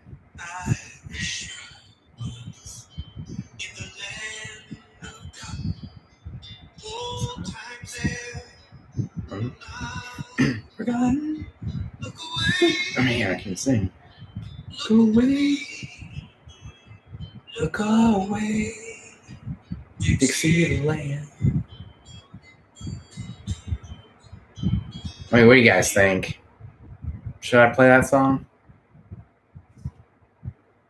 Because I feel like that's a really good song for 4th of July. I mean,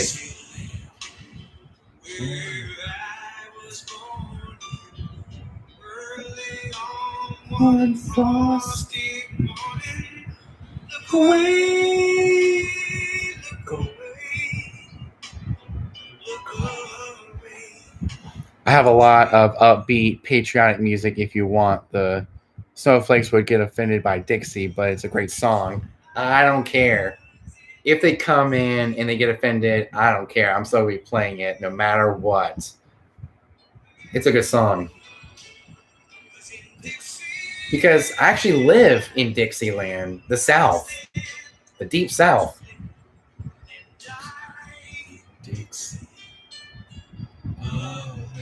Play it. I'm definitely going to do that. I'm going to do it. I'm going to do it. I don't care. They have to learn to accept that they're in Dixie, the South. Oh, man. I'm definitely going to do it. I'm going to do it. I'm going to play it. But I do have a lot of other upbeat stuff as well.